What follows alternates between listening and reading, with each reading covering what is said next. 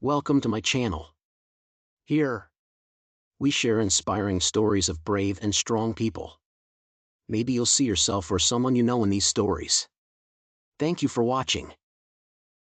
They thought it was just another quiet truck stop along Interstate 40. An aging Marine veteran sitting alone at the counter. A few scattered truckers minding their business. Easy pickings for the road wolves MC to expand their criminal empire.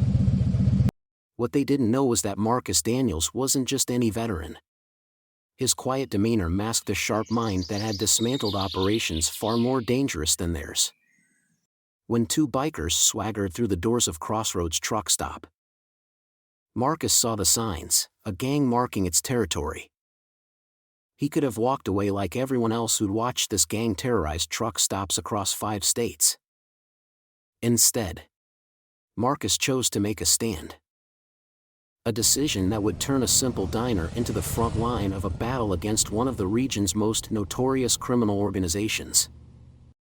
Drop a comment and share where you're joining us from. If stories like this resonate with you, hit subscribe so you don't miss our next inspiring journey coming tomorrow. Crossroads Truck Stop sat nestled against the rolling plains of Interstate 40. A beacon for weary drivers seeking respite from the endless stretch of asphalt. The building itself was modest, with a weathered sign hanging above the entrance that read Crossroads Diner and Fuel. The steady hum of idling engines filled the air outside, mingling with the faint scent of diesel and the sharper tang of freshly brewed coffee wafting from within. Inside, the diner was a symphony of motion and sound. Plates clinked against one another as they were whisked to and from the kitchen. The low murmur of conversations intertwined with the occasional burst of laughter from truckers sharing stories over steaming mugs of coffee. Sunlight filtered through large windows, casting warm patches of light across the red vinyl booths and polished linoleum floor. At her usual station behind the counter, Sarah Morris, the owner of Crossroads, moved with practiced efficiency. She was a woman in her late 40s, with dark hair pulled back into a neat ponytail and sharp eyes that missed nothing. Despite the steady rhythm of her work, she greeted every customer with a smile and a word of encouragement. For Sarah, the truck stop wasn't just a business, it was the heart of her community. Another refill, Pete? Sarah asked a wiry man seated at the counter, already reaching for the coffee pot. You know me too well, Sarah, Pete replied with a grin, sliding his cup forward. Best coffee this side of the Rockies. Near the far corner of the diner, Ethan Daniels sat at his usual table, his back to the wall and eyes scanning the room. He had the look of someone who'd seen more than he cared to share. In his mid-50s, Ethan's weathered face bore the faint lines of a life lived under pressure. His movements were precise, almost military in their efficiency. Whether it was lifting his coffee cup or folding his napkin neatly beside his plate, Ethan's presence was a fixture at Crossroads, though he rarely spoke more than a few words at a time. Today, he had a clear view of the bustling room, including the young waitress, Emily Carter, who moved between tables with practiced ease.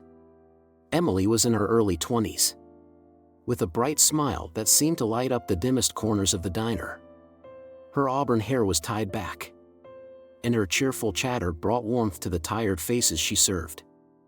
Here you go, Mr. Walker, Emily said, setting down a plate of scrambled eggs and toast in front of an older gentleman seated near the window. Need anything else? The man shook his head with a grateful smile. You're a lifesaver, Emily. Tell Sarah her cooking's still the best around. Emily laughed. I'll let her know. But she already knows that. From his corner, Ethan watched the exchange, his gaze thoughtful. He sipped his coffee slowly, his sharp eyes taking in the ebb and flow of the diner's rhythm. To the casual observer, he might have seemed like any other trucker passing through, but there was a deliberate quality to how he positioned himself. always facing the entrance, always aware of his surroundings. Sarah noticed his watchful demeanor and approached with a fresh pot of coffee. "Topping you off, Ethan?" she asked, her tone casual but friendly. Ethan nodded. "Thanks." "Sarah, busy day?" she inquired, pouring the dark liquid into his cup. He shrugged lightly. "Same as always." "You?" She smiled faintly. "The usual. Keeping the wheels turning." Their brief exchange carried an air of mutual respect. Though Sarah didn't pry, she had always sensed there was more to Ethan than met the eye. He had the calm confidence of someone who had faced challenges far beyond the scope of everyday life. What those challenges were, she could only guess. As the morning wore on, the din of the truck stop grew. The bell above the door jingled intermittently as customers came and went, each greeted warmly by Sarah or Emily. Crossroads was more than just a place to grab a meal or fill up on gas. It was a refuge. A place where stories were shared and bonds were formed. Ethan observed it all with quiet appreciation. He watched as Emily deftly handled a group of boisterous truckers, her easy humor diffusing their loud banter. He saw Sarah slip an extra muffin onto a plate for a young boy whose family was clearly struggling. These small acts of kindness were what made Crossroads special. And Ethan found himself silently admiring the resilience and generosity that permeated the place. When lunchtime approached, the atmosphere shifted slightly. The breakfast crowd gave way to a new wave of truckers and travelers, and the diner hummed with renewed energy. Ethan folded his napkin neatly and stood, his movements deliberate and unhurried. He nodded to Sarah as he passed the counter on his way out. "See you tomorrow, Ethan," she called after him. He paused at the door and glanced back, his expression unreadable but not unkind. "Tomorrow," he replied before stepping out into the midday sun. The bell jingled softly behind him, blending into the steady hum of life at Crossroads Truck Stop. Inside, the rhythm of the day continued. Unchanged but quietly enriched by the presence of its people, ordinary lives intersecting in a place that was anything but ordinary. The bell above the door jingled sharply, drawing the attention of every patron in the diner. Two men strode in, their presence an unspoken challenge to the easy rhythm of the room. The first, tall and broad-shouldered, wore a battered leather jacket adorned with patches that hinted at some sort of gang affiliation. His buzz-cut hair and square jaw lent him an air of cold authority. This was Griffin "Hammer" Haynes, and he carried himself like a man used to getting what he wanted. Beside him was Liam "Snake" Richards, leaner and wiry but no less intimidating. Tattoos crawled up his neck and onto his face, a coiled serpent etched along his jawline. Snake's expression was one of perpetual cruelty, a sharp grin that failed to reach his eyes. Together, they moved through the diner like wolves entering a field of sheep, their boots heavy against the linoleum floor. Conversations faltered. Emily, mid-pour at a table near the counter, froze for a heartbeat before resuming her task with trembling hands. Sarah, stationed behind the counter, kept her expression steady but couldn't hide the tension tightening her shoulders. From his corner booth, Ethan Daniels took a measured sip of coffee, his gaze steady as it shifted toward the newcomers. "Nice place," Hammer said, his deep voice rolling through the diner. He let his eyes roam over the room, lingering on Sarah for a beat too long. Snake chuckled under his breath, the sound sharp and mocking. The two men made their way to the counter, where they leaned against it with practiced ease. "Can I help you?" Sarah asked, her tone polite but guarded. Hammer smirked. "I think you can. See, my partner and we like to keep places like this running smoothly. Keep 'em safe from, the wrong kind of people." Sarah's lips pressed into a thin line. We managed just fine on our own. Oh. I don't doubt that, Hammer replied, his tone dripping with insincerity. But a little insurance never hurt anybody. For a modest fee. We'll make sure nobody causes you any trouble. Snake's grin widened as he chimed in. Yeah. Wouldn't want anything to happen to a nice place like this. Emily, standing a few feet away, clutched her tray tightly, her knuckles white. She glanced toward Ethan, who remained seated, his expression calm but his eyes sharp. Sarah's jaw tightened as she squared her shoulders. We're not interested, Sarah said firmly. Hammer's smirk faded slightly, his eyes narrowing. I think you ought to reconsider, he said, his voice low and threatening. It'd be a shame if something went wrong. Accidents happen. You know? Before Sarah could respond, Ethan rose from his seat. The scrape of his chair against the floor cut through the tension like a blade. He walked toward the counter, his movements unhurried, yet deliberate. The room seemed to hold its breath as he approached. Gentlemen, Ethan said evenly, his voice carrying a quiet authority. I think you've made your point. Now, why don't you move along? Hammer turned to face him, his posture shifting as he sized up the newcomer. Snake's grin faltered, replaced by a glint of irritation. And who the hell are you? Hammer asked, his tone laced with disdain. Ethan's gaze didn't waver. Just a regular here, he replied. But I'm not a fan of people making threats. Especially not in a place like this. Snake took a step closer, his hand twitching toward his belt. You've got a lot of nerve, old man. And you've got a lot of noise for someone who doesn't know when to back off, Ethan said calmly. His tone carried no hint of anger, only certainty, as if he already knew how this encounter would end. Hammer studied him for a long moment, his eyes narrowing. There was something in Ethan's stance, the way he held himself, that made Hammer hesitate. He was no ordinary trucker, that much was clear. Finally, Hammer let out a low chuckle and raised his hands in mock surrender. All right. We'll leave. For now. But don't think this is over. Snake sneered. But he followed Hammer's lead, the two of them retreating toward the door. As they reached it, Hammer glanced back, his smirk returning. We'll be seeing you. The bell jingled as the door swung shut behind them, leaving a heavy silence in their wake. For a moment, no one spoke. Then Sarah let out a shaky breath, her composure faltering as she gripped the counter for support.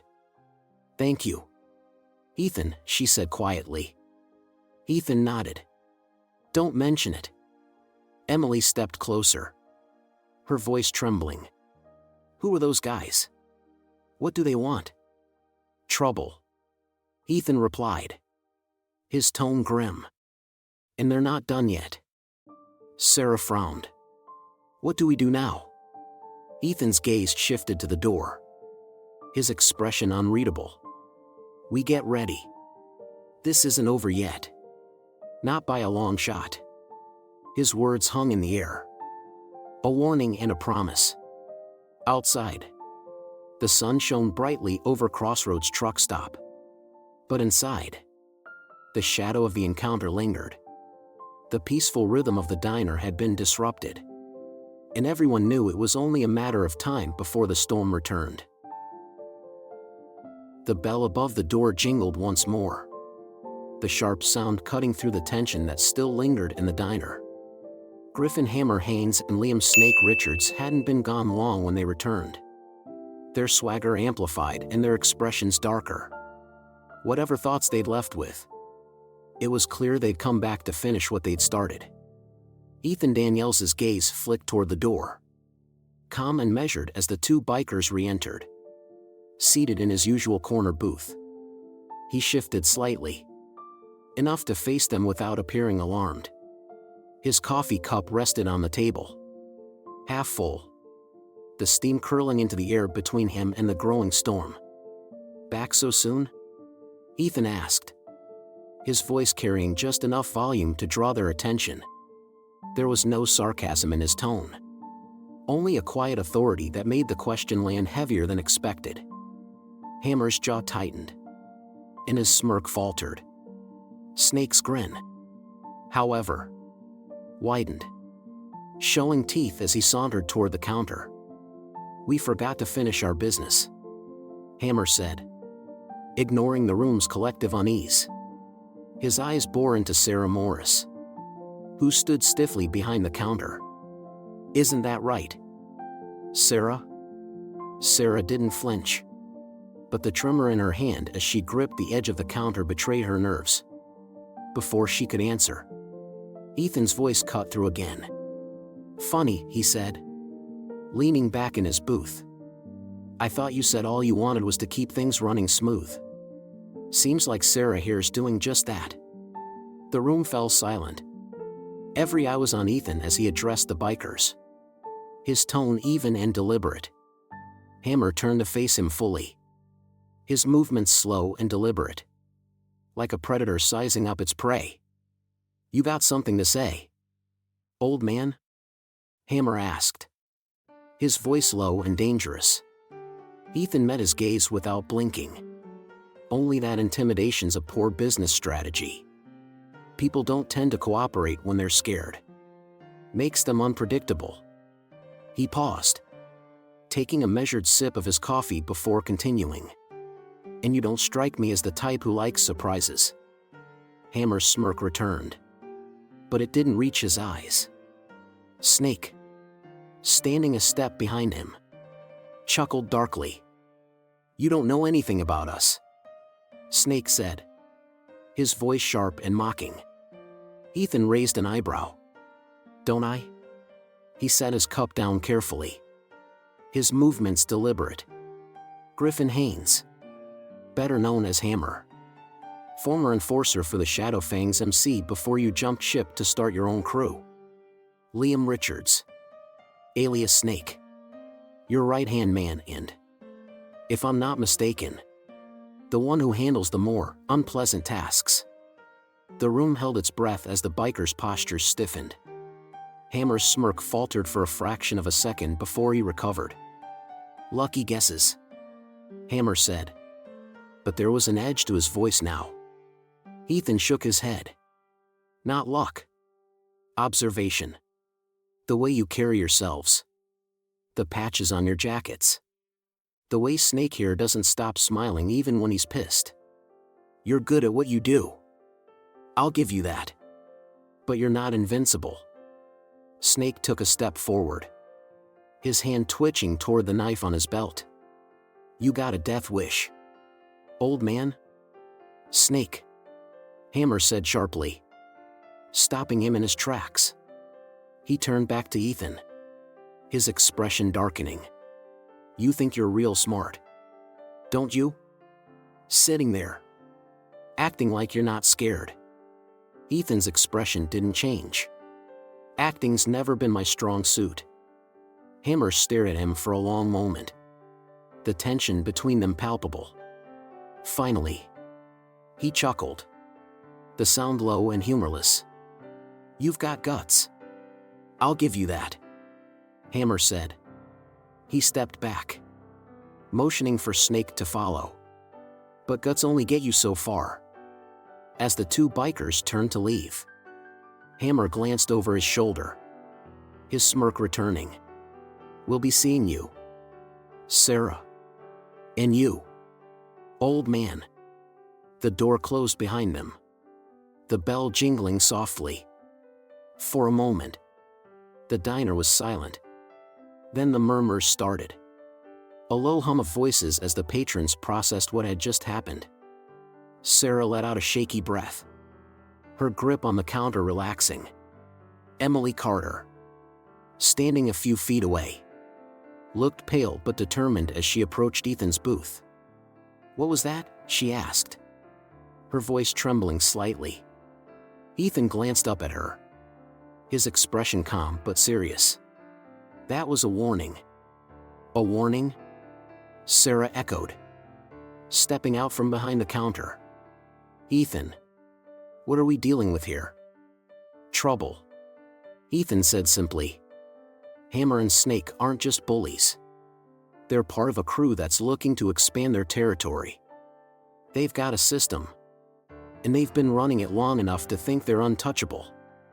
Emily's brow furrowed. How do you know all this? Ethan's gaze shifted to the window, where the bikers' motorcycles were visible in the parking lot. Let's just say I've seen their kind before, and I know what happens if they're not stopped. Sarah crossed her arms, her expression troubled.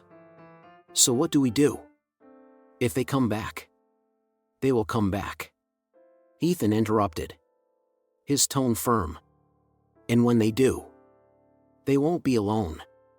This wasn't just a warning for you. It was a test. They wanted to see who'd stand up to them. Emily's voice was barely above a whisper. And now they know. Ethan nodded. Now they know. But that also gives us an advantage. Sarah frowned. What kind of advantage?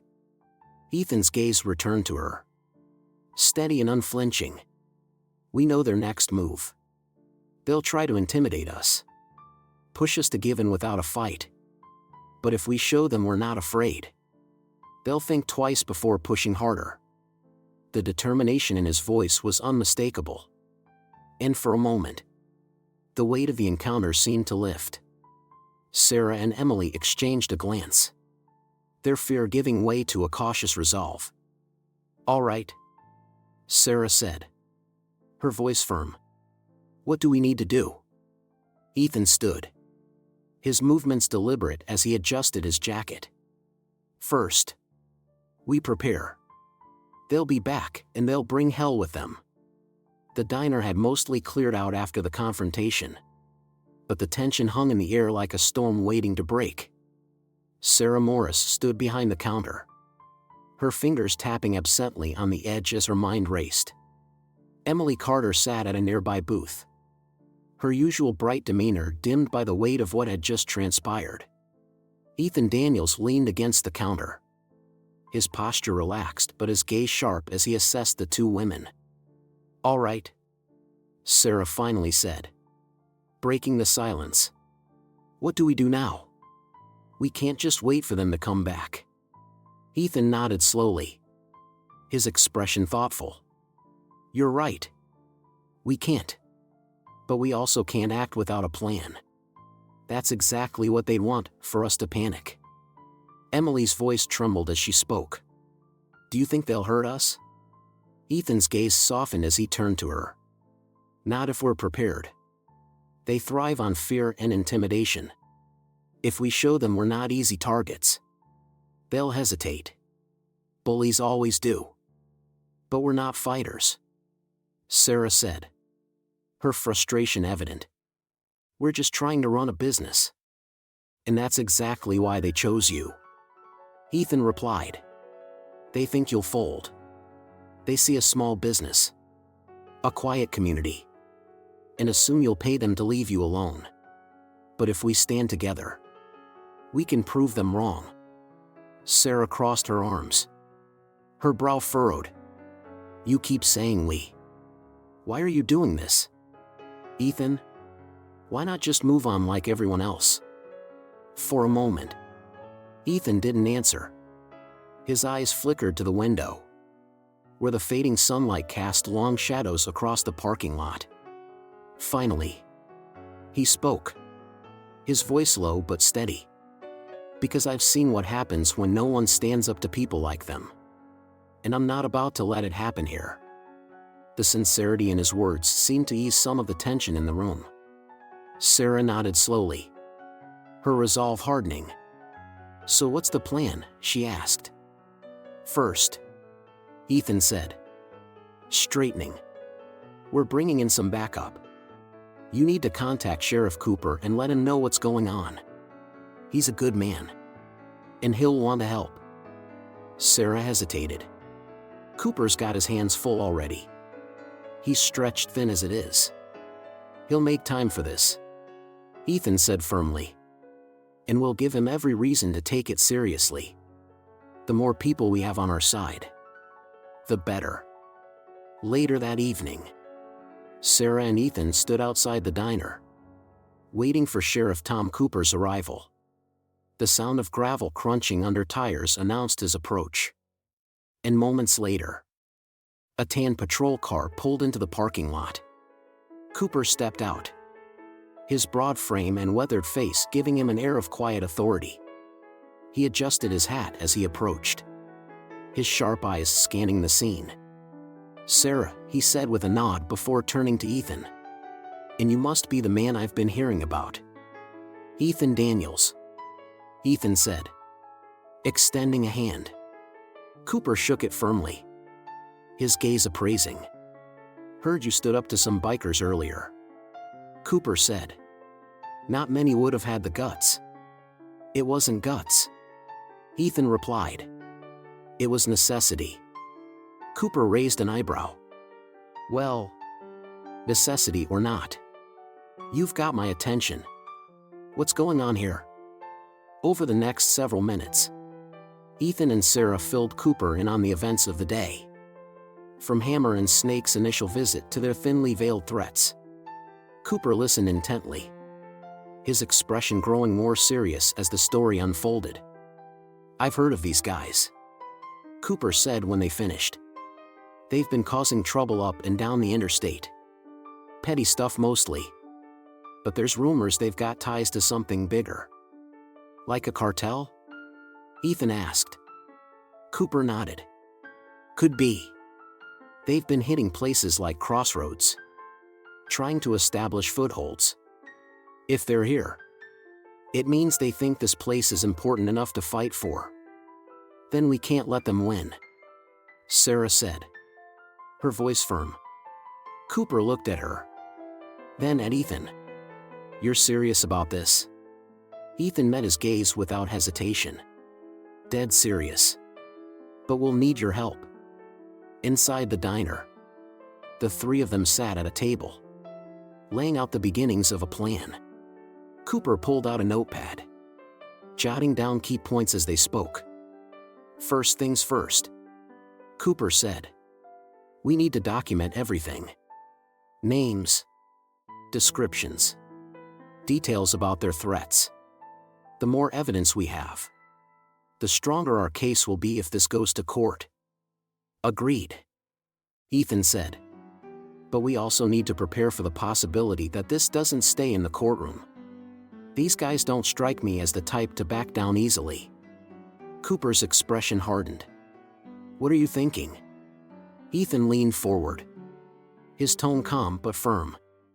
"We need to make it clear that Crossroads isn't an easy target. That means fortifying the diner and keeping an eye on the surrounding area.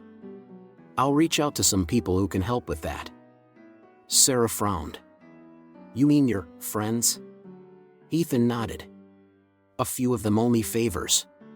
They're good people, and they know how to handle situations like this." Cooper tapped his pen against the table, his expression thoughtful. "All right. But I'll need to keep this by the book. If anything happens, I can't have a bunch of vigilantes running around." "Understood," Ethan said. "We'll play it smart."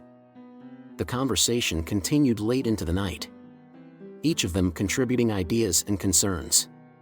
By the time they wrapped up, they had the beginnings of a plan. It wasn't perfect, but it was a start. As Cooper left the diner, he paused at the door and turned back to Ethan. "You're putting a lot on the line here," he said. "Why?" Ethan met his gaze, his expression unreadable. "Because someone has to." Cooper nodded, seemingly satisfied with the answer, and stepped outside. The sound of his car pulling away faded into the night, leaving the diner in silence. Sarah and Emily looked to Ethan, their faces a mix of worry and determination. "Do you really think we can do this?" Emily asked. Ethan's gaze was steady. We don't have a choice. They'll be back, and they'll bring hell with them. But we'll be ready. His words hung in the air, heavy with the promise of what was to come. Outside, the wind picked up, carrying the scent of rain. The storm was coming, and Crossroads would stand at its center. The sun had just dipped below the horizon when Ethan Daniels made his first call. Seated at a corner table in the now quiet Crossroads diner, his phone pressed to his ear. He spoke in clipped, direct sentences. On the other end of the line, Big Steve Harris listened intently. The connection crackled slightly, but it wasn't enough to obscure the urgency in Ethan's voice. How soon can you be here? Ethan asked. There was a pause. Then a deep, gravelly response. Couple of hours. You think it's gonna get messy? It already is. Ethan replied. We need your muscle. Steve. Bring whatever you think we'll need. Steve chuckled, a sound that hinted at his calm under pressure. I'm on it. Ethan ended the call and immediately dialed another number. This time, it rang only once before being answered by Doc Carter, a former combat medic who now worked as a long-haul trucker. Document, it's Ethan, he began. We've got a situation. How bad? Doc's voice was steady, though the concern was evident. Bad enough that I'm calling you. There was no hesitation. Say no more. I'll be there by morning. Ethan hung up and leaned back in his chair, his expression thoughtful. He trusted these men, Big Steve, with his imposing presence and unshakable loyalty, and Document, whose medical expertise and quick thinking had saved lives more than once. They'd been through worse together, and he knew they wouldn't let him down now. By the time Steve arrived, the diner was empty except for Ethan, Sarah Morris, and Emily Carter. Steve's hulking frame filled the doorway as he entered, his broad shoulders and confident stride immediately commanding attention. His bald head shone under the diner's fluorescent lights, and his piercing blue eyes scanned the room before settling on Ethan. Well, this place looks cozy, Steve remarked, his deep voice tinged with humor. He extended a hand to Ethan, who stood to greet him. Good to see you, Steve, Ethan said, gripping his hand firmly. Steve nodded towards Sarah and Emily, offering a polite smile. Ladies, don't worry. We'll take care of this. Not long after, Doc arrived, carrying a large duffel bag slung over one shoulder. His lean frame and weathered face told a story of years spent on the road and in the field. Despite his unassuming appearance, there was a quiet intensity about him that spoke to his experience. Ethan, Doc greeted, setting the bag down with a soft thud. What's the play? We'll get to that, Ethan said. First, let's wait for Cooper. He's bringing intel. Sheriff Tom Cooper arrived a short while later, his patrol car pulling into the lot with a crunch of gravel. When he stepped inside, his steady gaze took in the gathered group. Though he was used to handling the occasional bar fight or domestic dispute, he could tell this was something different. Evening, everyone, Cooper said, his tone professional but not without warmth. He glanced at Ethan. Looks like you've called in some heavy hitters. We're going to need them, Ethan replied. What V you got for us? Cooper pulled out a folder and spread its contents on the nearest table. There were photos, reports, and maps detailing the road wolves' recent activities. He pointed to a particular map marked with red dots. These are the businesses they've targeted in the last 6 months, Cooper explained. Mostly mom-and-pop shops along the interstate. They start with intimidation, demand protection money, and escalate if they don't get what they want. Steve leaned over to examine the map. Escalate how? Cooper's expression darkened. Vandalism. Arson. Sometimes worse. We've got a few reports of disappearances linked to their operations. And there's a strong possibility they're working for a larger group. A cartel? Doc asked. His tone even but his eyes narrowing. Cooper nodded. That's the theory. We don't have concrete evidence yet. But there's enough smoke to suspect fire. If they're here, it's because they see Crossroads as a strategic location for moving product. Sarah, who had been listening quietly, spoke up. So what do we do? How do we stop them? Ethan glanced around the table, meeting each person's gaze in turn. We prepare. The group sat in a circle, the weight of the situation settling over them. Ethan laid out the basics of his plan, each piece designed to exploit the strengths of the people in the room. Steve, he began. Your size alone is going to make them think twice.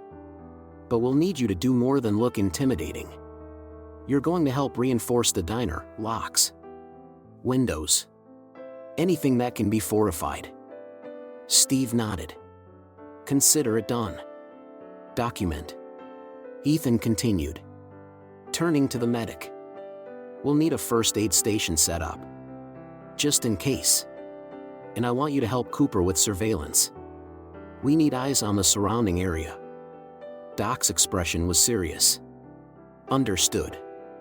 Ethan turned to Sarah. Your role is just as important. You know this place better than anyone.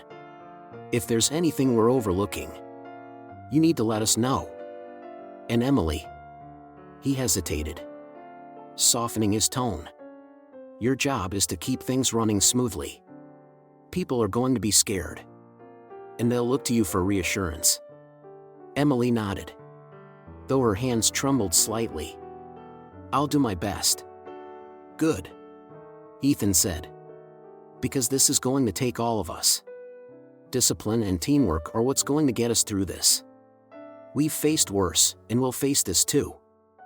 The room fell silent for a moment, the weight of his words sinking in. Then, one by one, they nodded. The battle for Crossroads had begun. The group gathered around the table in the diner, the scattered maps and documents creating a mosaic of the road wolves' activities. Sheriff Tom Cooper stood at the head, pointing to specific locations marked on a map. His voice was calm but resolute as he explained the situation. The road wolves have hit 7 businesses along this stretch of the interstate in the past 3 months. Cooper began. In every case, they start with demands for protection money. When that doesn't work, they escalate.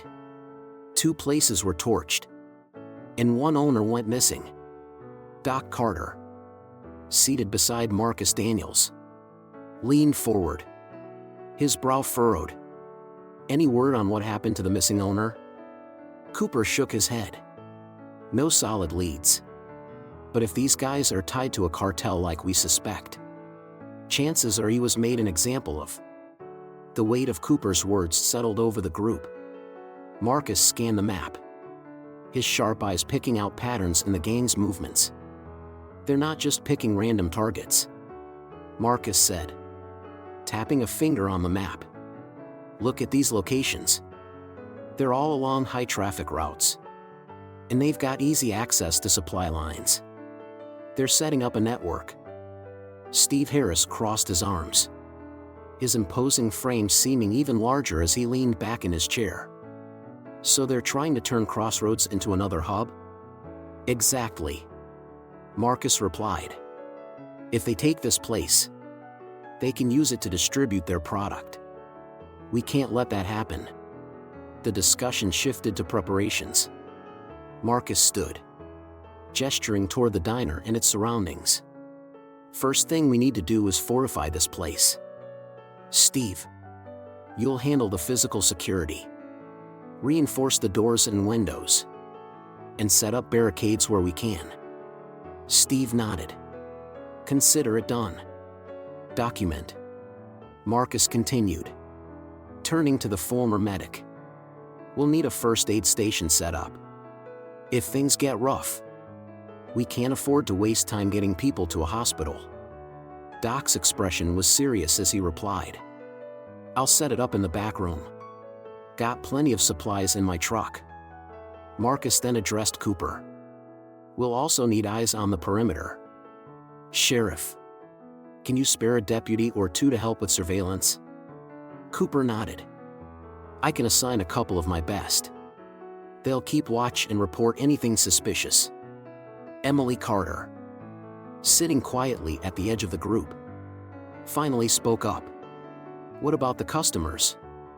If people see barricades and deputies hanging around, they'll get scared. Good point, Marcus said. Emily, you'll be our point person for keeping things calm. Let people know we're just being cautious. Reassure them. But don't give away too much.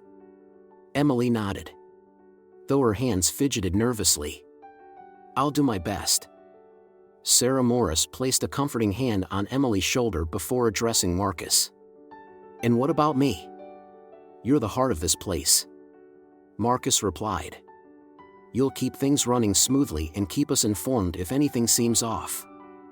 Sarah's jaw tightened with determination. Got it.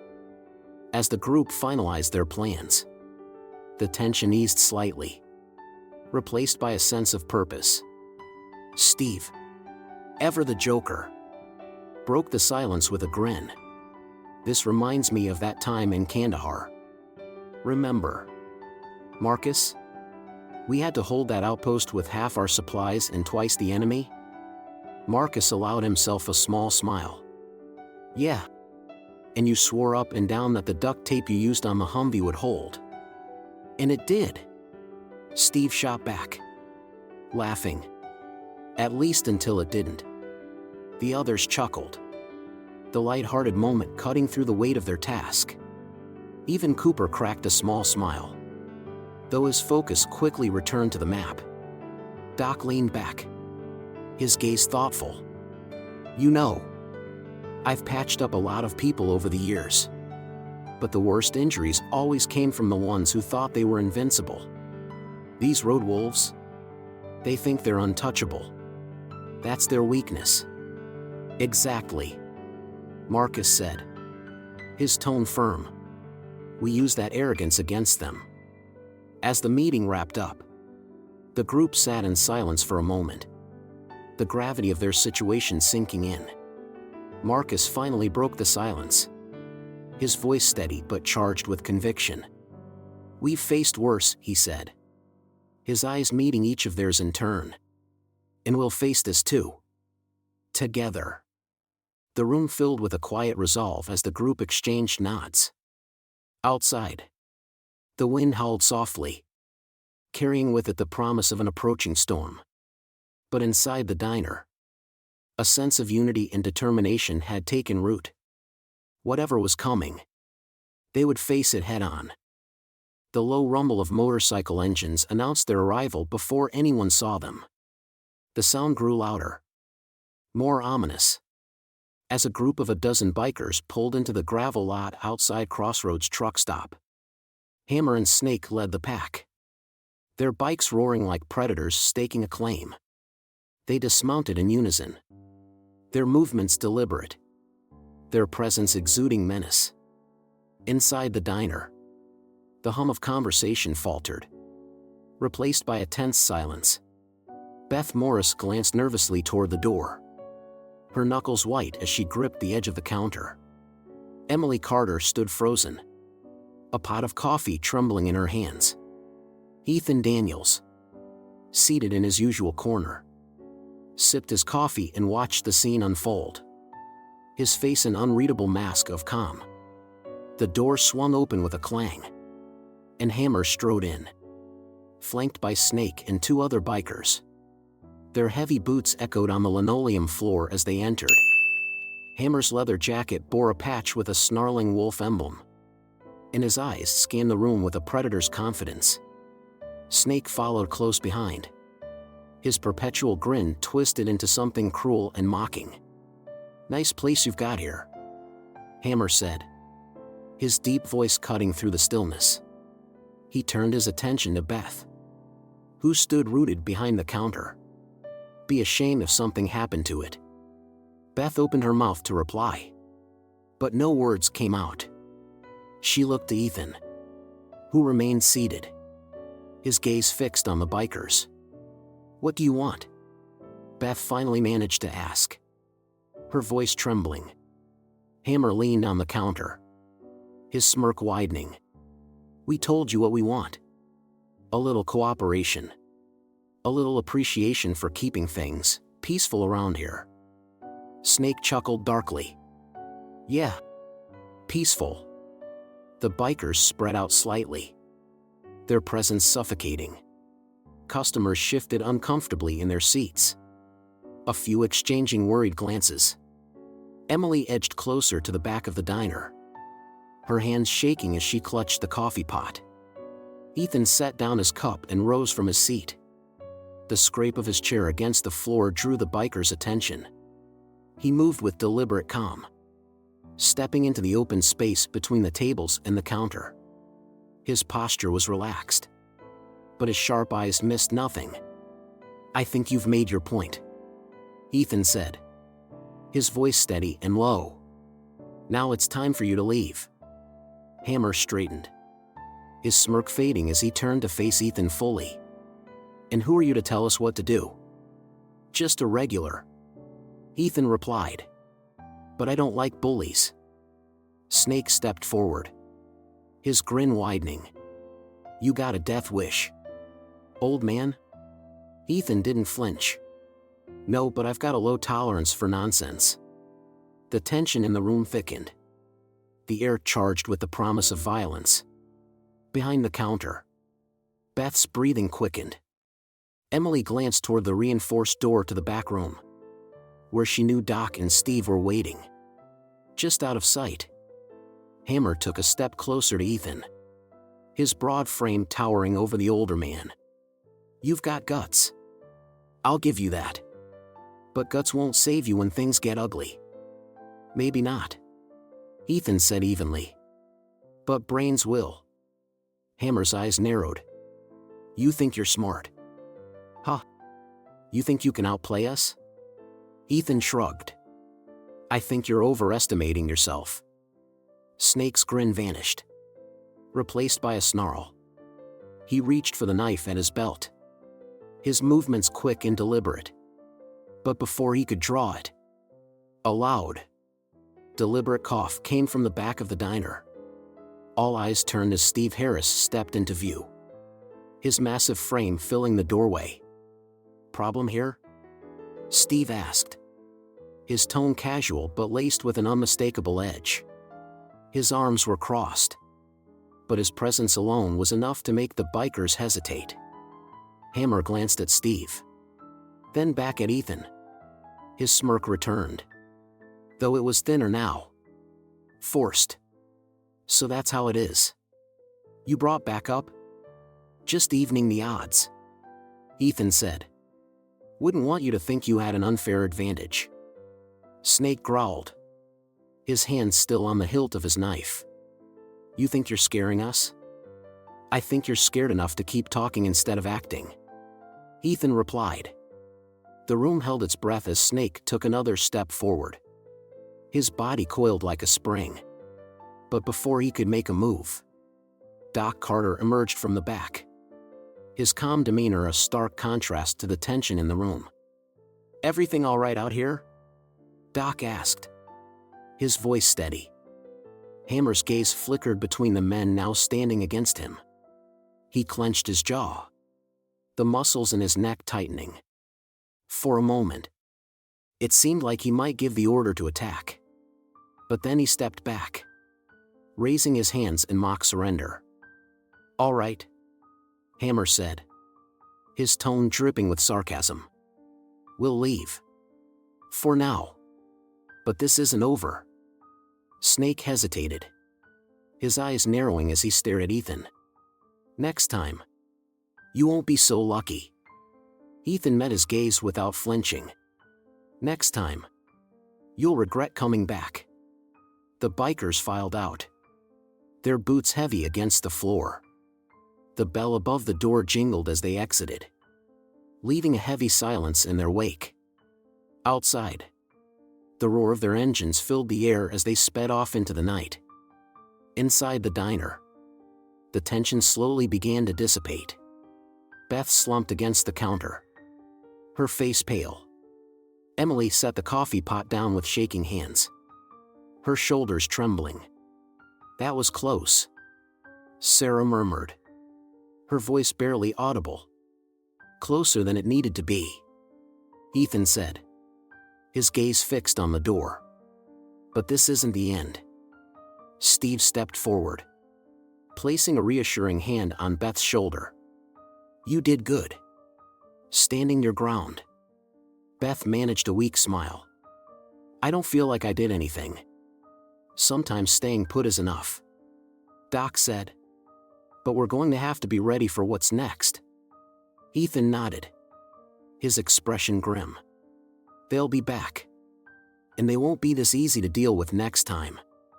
The tension in the room had lessened, but the unease lingered.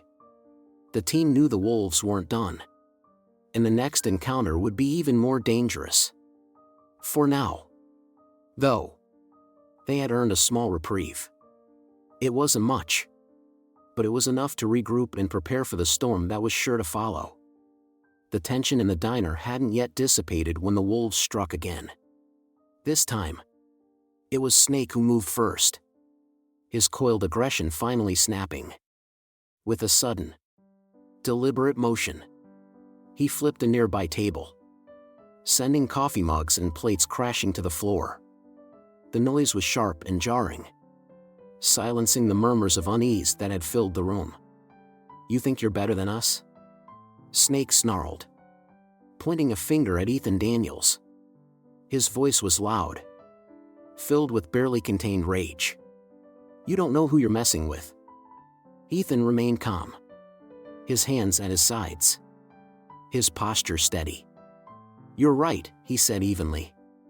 "I don't know everything about you, but I know enough." The bikers behind Snake tensed, ready to follow his lead. Hammer stood a few feet away, watching with narrowed eyes. He didn't intervene, allowing Snake to push the confrontation further, a test, perhaps, to gauge just how far their opponents were willing to go. Before Snake could take another step, a loud, commanding voice broke through the din enough. It was Steve Harris, his booming tone cutting through the chaos like a knife. The massive man stepped forward, his sheer presence enough to give even the most aggressive biker pause. He didn't make a move towards Snake but stood firm, his expression one of quiet authority. Snake hesitated, his bravado faltering for a split second. That was all the time Marcus needed. "You're making a mistake," Marcus said, his voice low and steady. His calm demeanor contrasted sharply with Snake's erratic energy. "You think this is about who's tougher? It's not. This is about survival.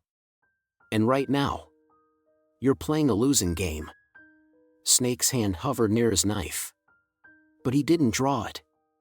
The words hit their mark, chipping away at the veneer of invincibility he'd been projecting.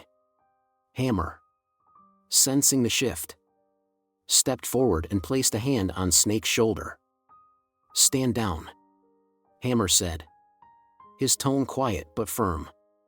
Snake glared at Marcus, but after a moment, he stepped back, muttering curses under his breath.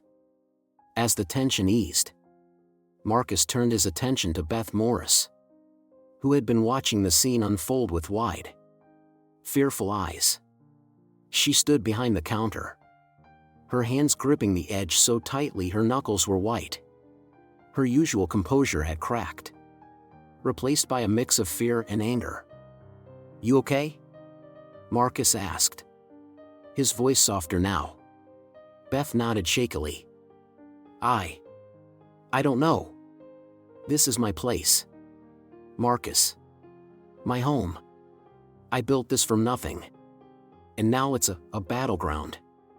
Marcus stepped closer, lowering his voice so only she could hear. You're stronger than you think. This place isn't just yours anymore. It's ours. And we're not going to let them take it. Tears welled in Beth's eyes. But she blinked them away, nodding again. Okay, she said, her voice firmer. Okay. Outside, the sound of motorcycles revving shattered the relative calm inside the diner. Hammer stood by the door, Snake and the other bikers behind him. He turned to face Marcus one last time, a twisted grin on his face. This isn't over, Hammer said, his voice carrying an edge of menace. You've made your stand. Now it's our turn. Marcus didn't respond immediately, his calm gaze meeting Hammer's with unwavering certainty. Finally, he spoke, his words measured. We'll be ready. Hammer smirked but said nothing more. He motioned to his crew, and the group filed out, the bell above the door jingling faintly in their wake. Moments later, the roar of engines filled the air as the wolves rode off into the night. As the sound of motorcycles faded, the diner fell into an uneasy silence. The few customers who had remained began to murmur among themselves, their voices a mix of relief and lingering fear. Emily Carter emerged from the back, her face pale but resolute as she began picking up the broken dishes scattered across the floor. That was intense, she said, her voice trembling slightly. They'll be back, Steve said grimly, helping her gather the debris. And next time, they'll come harder. Let them, Marcus replied, his tone steady. We've got what they don't. Discipline, preparation, and a community that won't back down. Beth, who had been watching quietly, stepped forward. Her fear was still evident, but there was a new resolve in her expression. We're not going to let them win. Not here. Miles away, in a dimly lit office at the back of a rundown bar, Hammer leaned against a desk, recounting the evening's events to a shadowy figure seated across from him. The man, dressed in a crisp suit despite the surroundings, listened intently, his expression unreadable. They've got a plan, Hammer said, his frustration evident. That old guy, he's smart. Calm. They've got reinforcements, too. Big guy. Military type. And the sheriff's on their side. The man across from him leaned back in his chair, his face partially obscured by the dim light. This was Diego Ramirez, the true power behind the Road Wolves operation. He tapped his fingers on the desk, his movements slow and deliberate. You're telling me you couldn't handle a diner full of civilians? Ramirez asked, his tone calm but laced with steel. Hammer bristled. It's not just civilians. These people know what they're doing. And that Marcus guy, he's a problem. Ramirez considered this for a moment before nodding slowly. I see.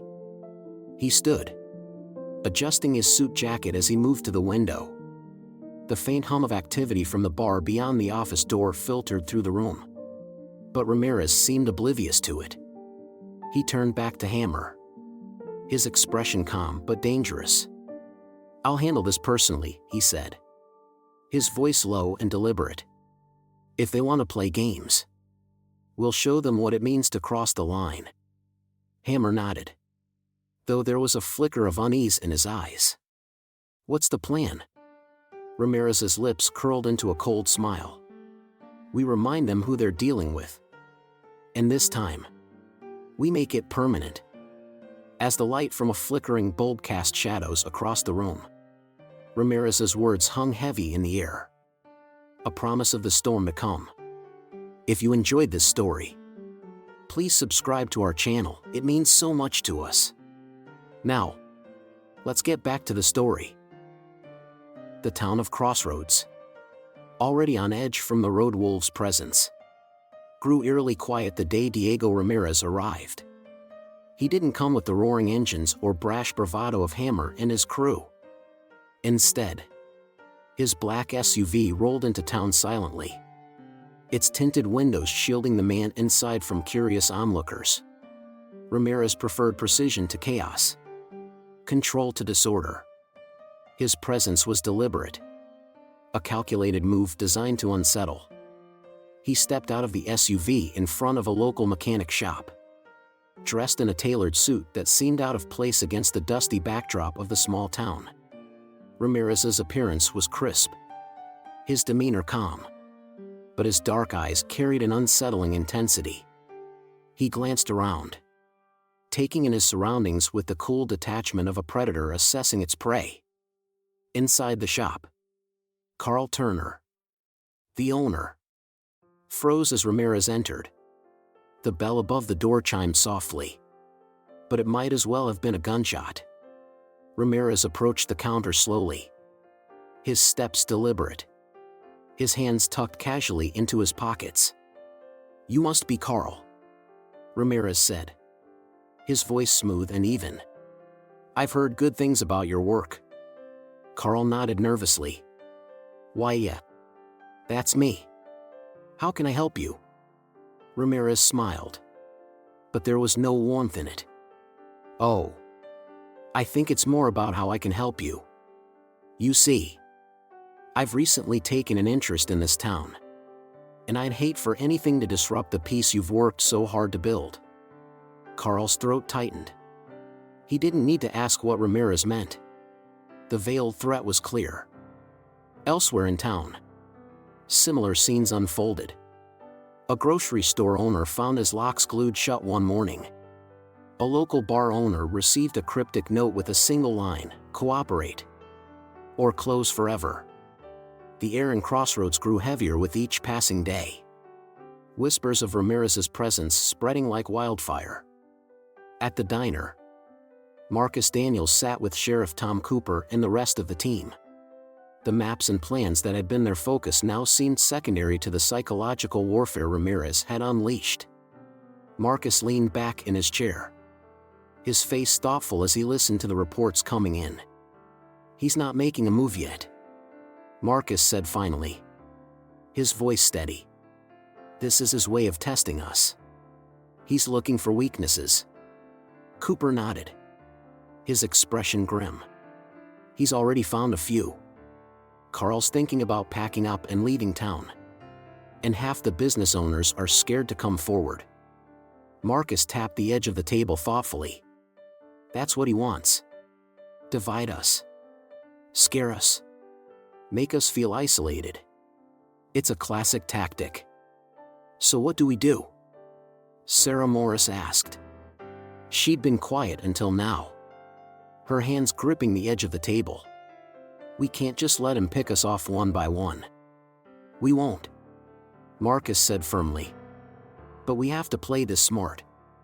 Ramirez is expecting panic. He's expecting us to react without thinking, so we don't give him what he wants." The first sign of Marcus's countermeasures came the next morning, at Carl's mechanic shop, where Ramirez's veiled threats had lingered. Steve Harris and Doc Carter showed up with reinforced locks and a newly installed security system. Carl watched as they worked, his initial fear giving way to cautious hope. "Thanks," Carl said quietly as Steve tested the new locks. "I don't know what I would have done without you guys. You're part of this town." Steve replied simply, "We look out for our own." At the diner, Marcus instructed Emily Carter and Sarah to keep a log of any suspicious activity, notes on vehicles, unusual visitors, or anything that felt out of place. Sheriff Cooper expanded his patrols, making his presence more visible around the town. "Ramirez is watching," Marcus told the group one evening as they gathered at the diner. "Every move we make, he's analyzing. The key is to make him think we're stronger than we are." Despite their efforts, the pressure mounted. Late one night, The window of the local pharmacy was smashed. The word traitor spray-painted across the door. A few days later, an anonymous package arrived at the diner, containing nothing but a single bullet and a note that read, "This is your only warning." Beth's hands shook as she held the note, her face pale. "He's not going to stop. Is he?" "No," Marcus admitted, his voice quiet but firm. "Not unless we stop him first." The early skirmishes weighed heavily on everyone. Customers at the diner spoke in hushed tones, their fear palpable. Even Emily, who always managed to keep a cheerful demeanor, seemed drained as she worked. "This is what Ramirez does," Marcus explained to the group. "He creates chaos, makes people doubt themselves and each other. But this isn't the endgame. This is just the opening act. He wants to see us break before he moves in." The team exchanged uneasy glances. The stakes were clear, but so was their resolve. They wouldn't let Crossroads fall without a fight. The tension in Crossroads thickened as Diego Ramirez shifted his focus to more personal targets. His tactics, precise and cruel, aimed to erode the community's morale from within. It began with a phone call to Emily Carter. She had just finished her shift at the diner when her phone buzzed. The voice on the other end was calm, almost pleasant. "Emily," Ramirez said, pronouncing her name with deliberate care. "How's your mother these days?" Emily froze, her heart pounding in her chest. "Who is this?" she demanded, though she already knew. "A concerned observer," Ramirez replied smoothly. "I hear she's been having some health issues. Such a shame. It would be tragic if anything happened to her." The line went dead, leaving Emily shaking as she clutched the phone. She hurried to Marcus, her voice trembling as she recounted the call. Marcus listened intently, his expression darkening with every word. "He's escalating," Marcus said. "This is his way of testing our limits." The next day, Beth Morris found a photo slipped under the door of her office at the diner. It showed her daughter, Melanie, walking to her college library. Scrawled across the bottom in bold red ink were the words, "Nice family. Wouldn't want anything to happen to her." Beth's knees buckled as she clutched the photo, her mind racing. She showed it to Marcus, tears streaming down her face. "She's hours away," Beth said, her voice breaking. "How is he doing this?" "He has resources," Marcus replied grimly. "People watching, reporting back to him. But this also means he's spreading himself thin. That's a weakness we can use." Beth wiped her eyes, her fear slowly giving way to anger. "Then let's use it." Despite the mounting pressure, Marcus and the team pressed forward with their countermeasures. Sheriff Tom Cooper increased patrols around town, while Steve Harris and Doc Carter worked tirelessly to fortify vulnerable businesses. Cameras were installed at strategic locations, and neighbors began watching out for one another with renewed vigilance. Small victories emerged. A would-be vandal was caught on camera outside the pharmacy, and the sheriff's deputies apprehended him before he could cause any damage. At the mechanic shop, Carl Turner stood his ground when another member of the Road Wolves came sniffing around, bolstered by the knowledge that the community had his back. "They're testing us," Marcus reminded the team during one of their late-night meetings at the diner. "Every time we push back, we show them we're not afraid. That's how we win." But the victories were short-lived. Late one evening, Ramirez made his move, arriving unannounced at the diner with hammer and snake in tow. The bell above the door jingled as they entered, their presence instantly sucking the air from the room. Marcus and the team, seated at their usual table, rose to meet them. "Mr. Daniels," Ramirez said, his voice smooth and measured. He stepped forward, his sharp suit a stark contrast to the dusty boots of his companions. "It's a pleasure to finally meet you in person. Can't say the feeling's mutual," Marcus replied, his tone calm but cold. Ramirez smiled faintly, as if amused. "You've been quite the thorn in my side. I admire your resolve. But I'm afraid you've misunderstood the nature of this game. It's not a game to us," Marcus said. "It's our home." "Exactly," Ramirez said, his voice hardening. "And I hold all the cards." He placed a folder on the table and slid it toward Marcus. Inside were photos, not just of Emily's mother and Beth's daughter, but of others in the community: Carl at his shop, Sheriff Cooper at his home, even Sarah Morris serving customers at the diner. "This isn't just about you," Ramirez said, his tone icy. "It's about everyone you care about. Cooperate, or watch everything you love burn." The room was deathly silent. Beth clenched her fists, her nails digging into her palms. Emily's face was pale, but her eyes burned with determination. Sheriff Cooper stepped closer to Marcus, his hand resting on the holster at his hip. Marcus flipped through the photos, his expression unreadable. Finally, he closed the folder and looked up at Ramirez. "You think you've got us figured out," Marcus said, his voice steady. "But you've underestimated us. We're not going to fold."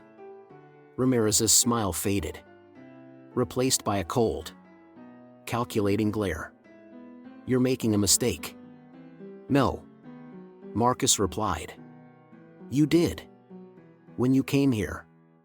As Ramirez and his crew left, the weight of his ultimatum hung heavily in the air. Beth sank into a chair, her hands trembling as she covered her face. Emily sat beside her, placing a reassuring hand on her shoulder. "We'll get through this," Emily said, though her voice wavered.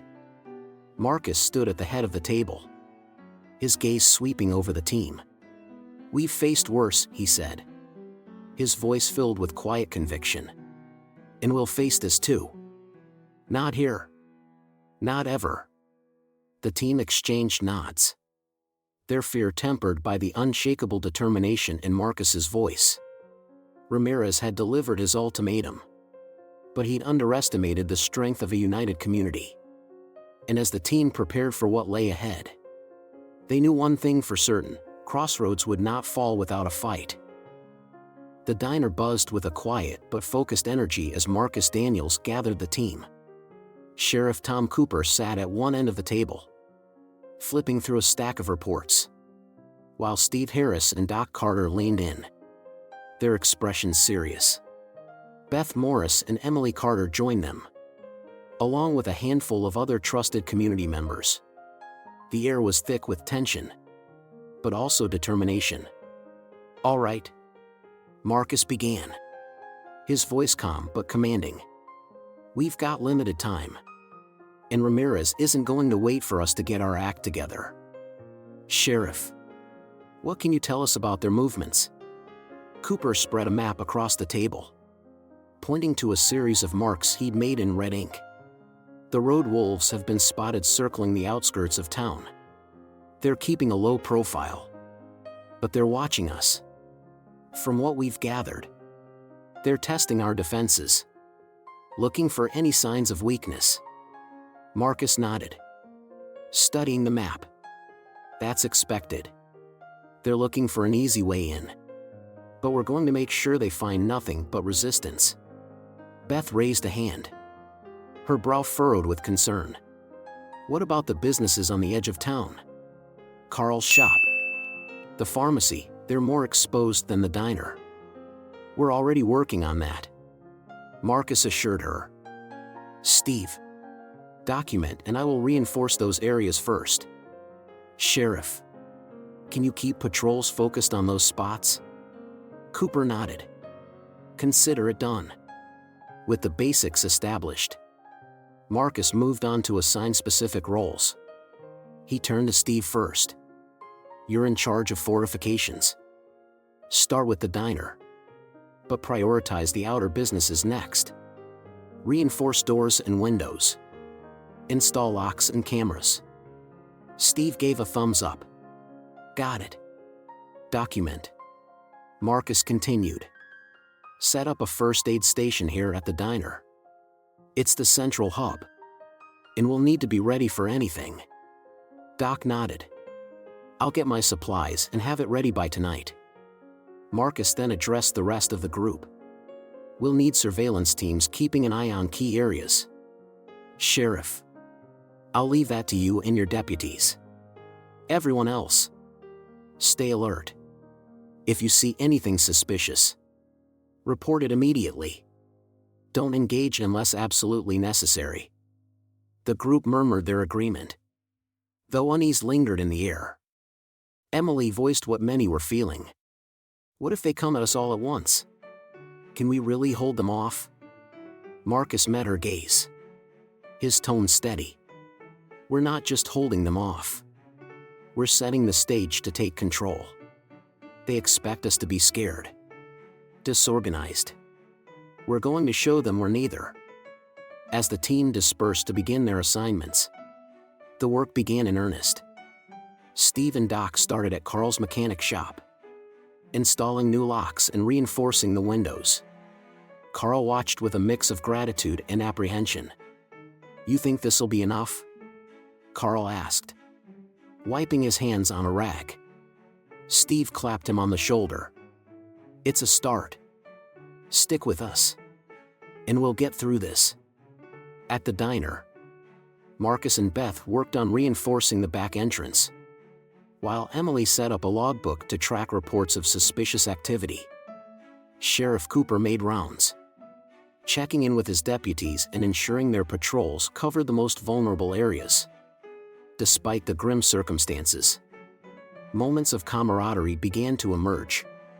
At one point, Steve joked about the makeshift barricades they were building. This reminds me of that time in Kabul, he said, grinning at Marcus. Except this time, we've got coffee. Marcus chuckled. I'd take coffee over sand any day. Even Beth managed a smile as she listened to their banter. The shared laughter, however brief, lifted the group's spirits, reminding them that they were in this together. As the day wore on, the progress they made began to build momentum. Reinforced doors and windows gave the businesses a sense of security, while the increased patrols reassured the townsfolk. The diner became a hub of activity, with people stopping by to offer help or share information. That evening, as the team regrouped at the diner, Marcus addressed them once more. We've made a lot of progress today, but this is just the beginning. Ramirez is smart, and he's going to adapt. We have to stay ahead of him. Doc leaned back in his chair, his expression thoughtful. You seem to know a lot about how this guy operates. Marcus hesitated for a moment before replying. Let's just say I've dealt with his kind before. And with Ramirez specifically.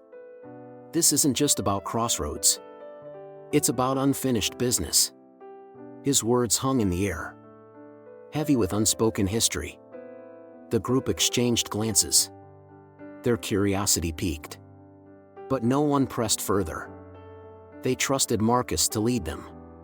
And that was enough for now. The hum of quiet conversations filled the diner as Marcus Daniels sat alone at a corner table, staring at the map spread out before him. The tension in the room receded slightly as his thoughts drifted back to a different time and place, one he rarely allowed himself to revisit. It was 5 years ago, deep in the jungles of South America. Marcus had been part of a joint task force, a counter-narcotics operation targeting a rising cartel. Ramirez had been a name they whispered then, an ambitious player looking to expand his reach. The mission was simple: intercept a shipment and apprehend Ramirez. But nothing about the operation had gone according to plan. The team had moved in under the cover of darkness, their intel precise but incomplete. As they breached the cartel's compound, the sound of gunfire erupted, shattering the night. Marcus remembered the chaos vividly, the shouting, the acrid smell of smoke, and the sight of civilians caught in the crossfire. By the time the dust settled, Ramirez had vanished, leaving behind a trail of destruction and lives lost. The memory weighed heavily on Marcus. He'd blamed himself for the operation's failure, replaying the events over and over in his mind. And now, Ramirez was here, threatening another community, another set of lives. This time, Marcus vowed, things would be different. The sound of a chair scraping against the floor pulled Marcus back to the present. Sheriff Tom Cooper sat down across from him, his expression as serious as ever. "You've been quiet," Cooper said. "Something on your mind?" Marcus folded the map neatly and set it aside. "Just thinking about Ramirez." Cooper leaned forward. "You seem to know him better than most. Care to share?" Marcus hesitated, then nodded. "We crossed paths during a mission years ago. He was small time back then, trying to prove himself. We had him in our sights, but he slipped away. Innocent people paid the price for that failure." Cooper studied him for a moment, then said, "That why this feels personal?" "It is personal," Marcus admitted. "But it's more than that. Ramirez is dangerous because he doesn't just want power, he wants control. He thrives on fear. If we let him win here, he won't stop." Cooper nodded slowly. "Then we make sure he doesn't win. Let's go over the plan one more time." The team gathered in the back room of the diner, the air charged with determination. Marcus stood at the front, flanked by Steve Harris and Doc Carter, while Sheriff Cooper spread a new map across the table. "We know the wolves are watching us," Marcus began. "They're looking for weaknesses. But that works both ways. We've identified 3 likely entry points: the diner, the mechanic shop, and the Western Road." Cooper pointed to the map. "We'll station deputies near the road and rotate patrols. Steve, you'll handle the defenses here at the diner. Document you'll set up a mobile first aid station near Carl's shop." Steve tapped a finger on the map. "What about communication? If they hit us all at once, we'll need to coordinate." "Good point," Marcus said. He pulled out a set of walkie-talkies and handed them out. "Use these to stay in contact. Keep your responses short and clear." As the team reviewed their roles, the veterans chimed in with insights from their own experiences. Steve suggested setting up deterrents, like bright floodlights and audible alarms, to disorient the wolves. Doc emphasized the importance of having backup supplies, including water and first aid kits, at each station. "The key," Marcus said, "is to make them feel like they're walking into a trap. Even if we don't have the numbers to match them, we'll exploit their overconfidence and use it against them." As the meeting wound down, Marcus lingered at the table, deep in thought. Cooper approached him, his voice low. "You good?" "I'm fine," Marcus replied, though his tone carried the weight of his past. "I just keep thinking about how this could have gone differently before. If we'd stopped Ramirez then." Cooper placed a hand on his shoulder. "You can't change the past, but you've got a chance to make things right now." Marcus nodded, the sheriff's words settling over him like a bomb. He turned back to the group, his expression resolute. "They're coming for us," Marcus said, his voice firm. "But this time, we're ready for them." The room fell silent, each person absorbing the gravity of his words. Then, one by one, they nodded. The fight ahead would be tough, but for the first time, the team felt truly united. And as the night stretched on, Preparations continued, the resolve of Crossroads growing stronger with every passing moment. The night was deceptively calm. The lights of Crossroads glowed faintly under a moonlit sky, and the streets were quiet, save for the occasional sound of wind rustling through the trees. Marcus Daniels stood outside the diner, scanning the horizon.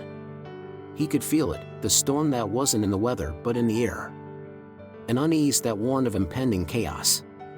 Then it began. The distant rumble of engines shattered the stillness, growing louder and more menacing with each passing second. From the western road, the first wave of motorcycles appeared, their headlights cutting through the darkness like a swarm of angry fireflies. Behind them, black SUVs followed, engines growling in unison. At the head of the convoy, Diego Ramirez sat in his vehicle, his expression calm, calculating. Inside the diner, Beth Morris froze as the sound reached her ears. She turned to Marcus, her voice trembling. "Is this it?" Marcus didn't answer immediately. Instead, he spoke into the walkie-talkie clipped to his jacket. "They're coming. Everyone, get into position." As the wolves spread out, their attack began with calculated precision. Small teams peeled off to target key locations: Carl's mechanic shop, the pharmacy, and the gas station near the edge of town. Windows shattered as bricks were hurled, and the sound of breaking glass echoed through the night. At the mechanic shop, Carl and Steve Harris stood ready, their reinforced barricades holding against the initial onslaught. "They're testing us," Steve muttered, his eyes scanning the scene, seeing where we're weakest. "Let them," Carl replied, gripping a crowbar. "They won't find it here." Meanwhile, Sheriff Tom Cooper coordinated his deputies from the command center set up in the diner's back room. Maps and communication equipment filled the space, the air thick with tension. Cooper's voice was steady as he directed his team. "Unit 2, cover the pharmacy. Unit 3, reinforce the gas station. Report back with updates." At the diner, Marcus took charge of the defenses. The reinforced doors and windows held firm as the first wave of attackers tried to breach them. Emily Carter and Doc Carter worked quickly to secure supplies and assist the frightened customers who had taken refuge inside. "Stay low and stay quiet," Emily whispered to a young couple huddled in the corner. "We're going to get through this." Doc nodded, his medical kit at the ready. "If anyone gets hurt, bring them to me." Outside, the wolves ramped up their assault. A group of bikers wielding sledgehammers approached the diner, their swings aimed at the newly reinforced barriers. Marcus and Steve stepped out from their positions, using floodlights to momentarily blind the attackers. "Now!" Marcus shouted. Steve flipped a switch, activating a high-pitched alarm that sent the wolves scattering, their hands clamping over their ears. Despite the team's best efforts, the wolves began gaining ground. At the gas station, a group managed to break through the perimeter, setting fire to one of the pumps.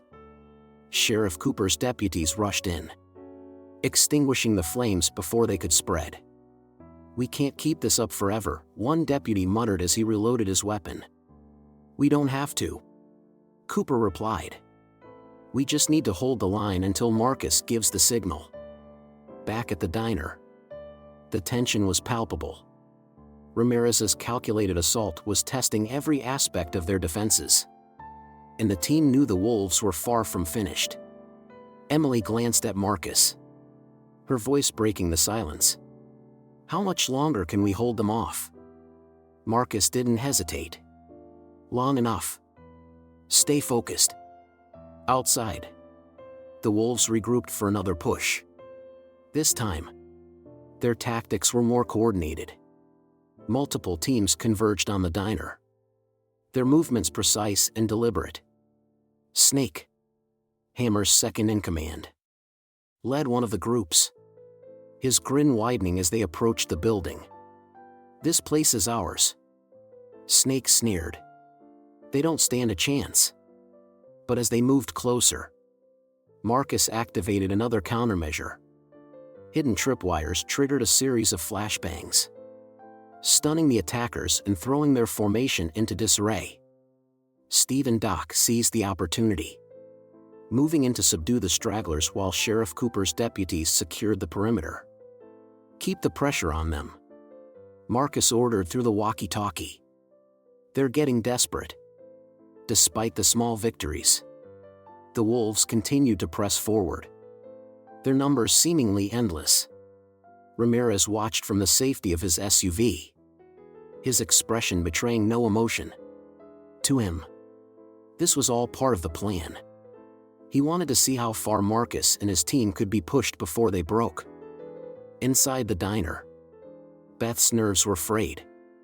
She clutched a baseball bat, her knuckles white. "They're not stopping," she said, her voice trembling. "What if they get through?" Marcus placed a reassuring hand on her shoulder. "They won't. We've prepared for this." As the next wave approached, the team braced themselves, their resolve unshaken despite the mounting pressure. The night was far from over, and the wolves showed no signs of retreating. But Marcus knew one thing for certain: the longer they held out, the closer they came to turning the tide. The chaos outside the diner surged as the wolves pushed harder, their numbers overwhelming. Marcus Daniels stood near the command table in the diner's back room, his hand steady on the walkie-talkie. His voice cut through the tension with calm precision.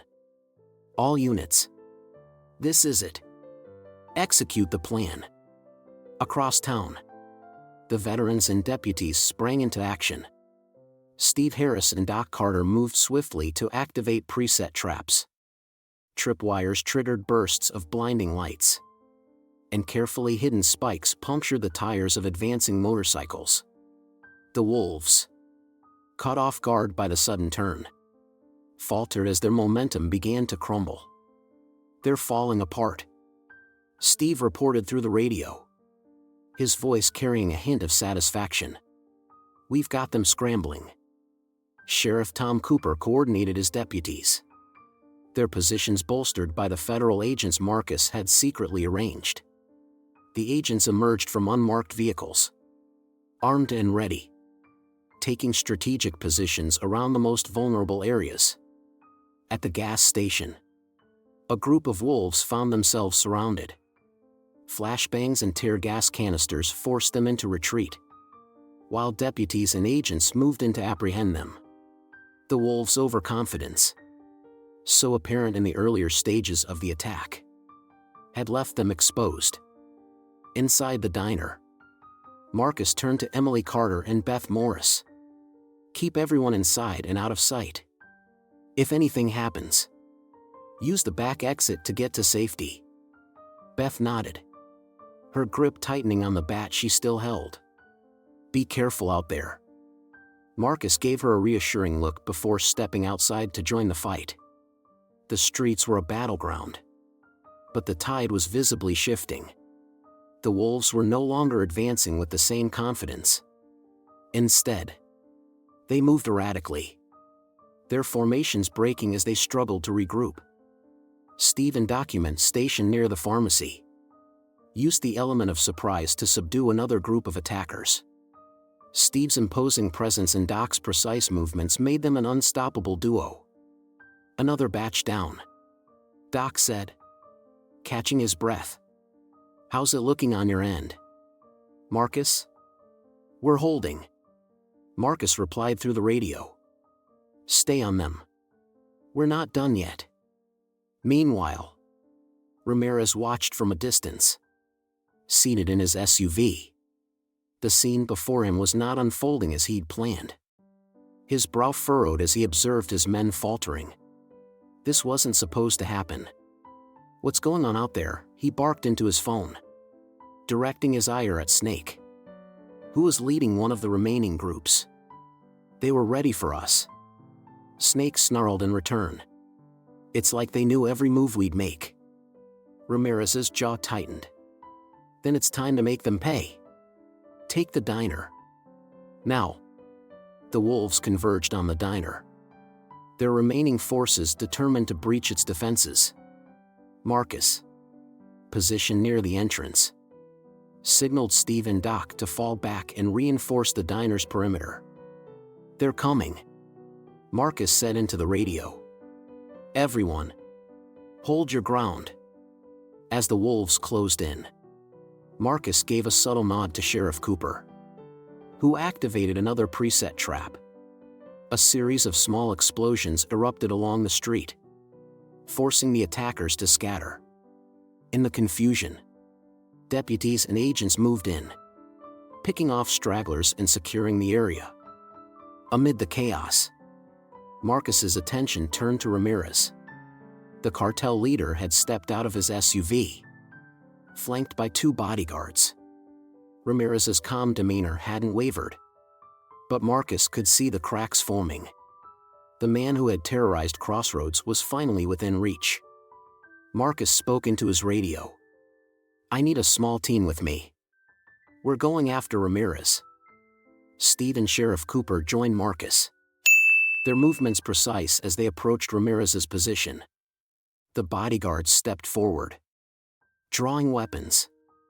But Marcus and his team moved faster. Steve disarmed one with a swift strike, while Cooper forced the other to the ground. Ramirez, now alone, raised his hands in mock surrender. Impressive, he said, his tone calm despite the circumstances. You've done your homework. Marcus leveled his gaze at him. It's over. Ramirez smirked. Is it? You think this changes anything? I have people everywhere. You've won a battle, but the war is far from over. Marcus stepped closer, his voice low but firm. You're right about one thing, this isn't just a battle. This is the beginning of your end. The confrontation ended with Ramirez in handcuffs, his smug demeanor finally giving way to frustration as federal agents led him to an unmarked vehicle. The remaining wolves were rounded up, their numbers dwindling as the community's defenses proved too strong to overcome. Back at the diner, the team regrouped. Marcus, though visibly tired, allowed himself a small smile as he addressed the group. We did it, he said. Crossroads is still standing, and Ramirez is where he belongs. The room erupted into quiet cheers, the weight of the night slowly lifting. Despite the bruises, the exhaustion, and the fear, the community had won. But Marcus knew the fight wasn't over, not entirely. The night air hung heavy with the echoes of battle. The streets of Crossroads, once a quiet haven, bore the scars of the wolves' assault: shattered glass, overturned tables, and the acrid scent of smoke. In the midst of it all stood Marcus Daniels, his eyes fixed on Diego Ramirez. You've been a thorn in my side, Marcus, Ramirez said, his voice smooth but edged with frustration. He adjusted his tie, as if to reassert control over the situation. But let's not pretend this changes anything. Marcus stepped closer, his movements deliberate. It changes everything. Ramirez, you're done. Your men are captured, your network's exposed, and your reign of fear ends tonight. Ramirez chuckled softly, his composure unnerving. Do you really think this town, these people, can stop what I've built? I have connections, resources you can't even begin to imagine. I don't need to imagine, Marcus replied evenly. I just need to take you down. The confrontation unfolded like a chess match, each man sizing up the other. Ramirez's arrogance was evident in his posture, his smirk a constant taunt. But Marcus's calm resolve was unshaken, a steady force that cut through the cartel leader's bravado. As Ramirez reached subtly for a concealed weapon, Marcus moved with precision, kicking the gun from his grasp. The weapon skittered across the pavement, coming to a stop at Steve Harris's feet. Steve scooped it up, his imposing frame blocking Ramirez's escape route. "Nice try," Steve said, his voice low and menacing. "But you're not getting out of this." Ramirez's eyes darted around, searching for an opening. But Marcus and his team had him cornered. Sheriff Tom Cooper approached from the side, his weapon drawn. "It's over, Ramirez." But Ramirez wasn't finished yet. With a sudden burst of speed, he lunged at Marcus, catching him off guard.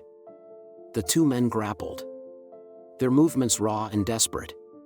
Ramirez's strikes were wild, fueled by frustration and desperation, while Marcus countered with measured precision, his years of training evident in every movement. "You don't get to walk away from this," Marcus said through gritted teeth as he deflected another blow. "Not this time," Ramirez growled in frustration, his strength waning as Marcus landed a solid punch to his jaw, sending him staggering.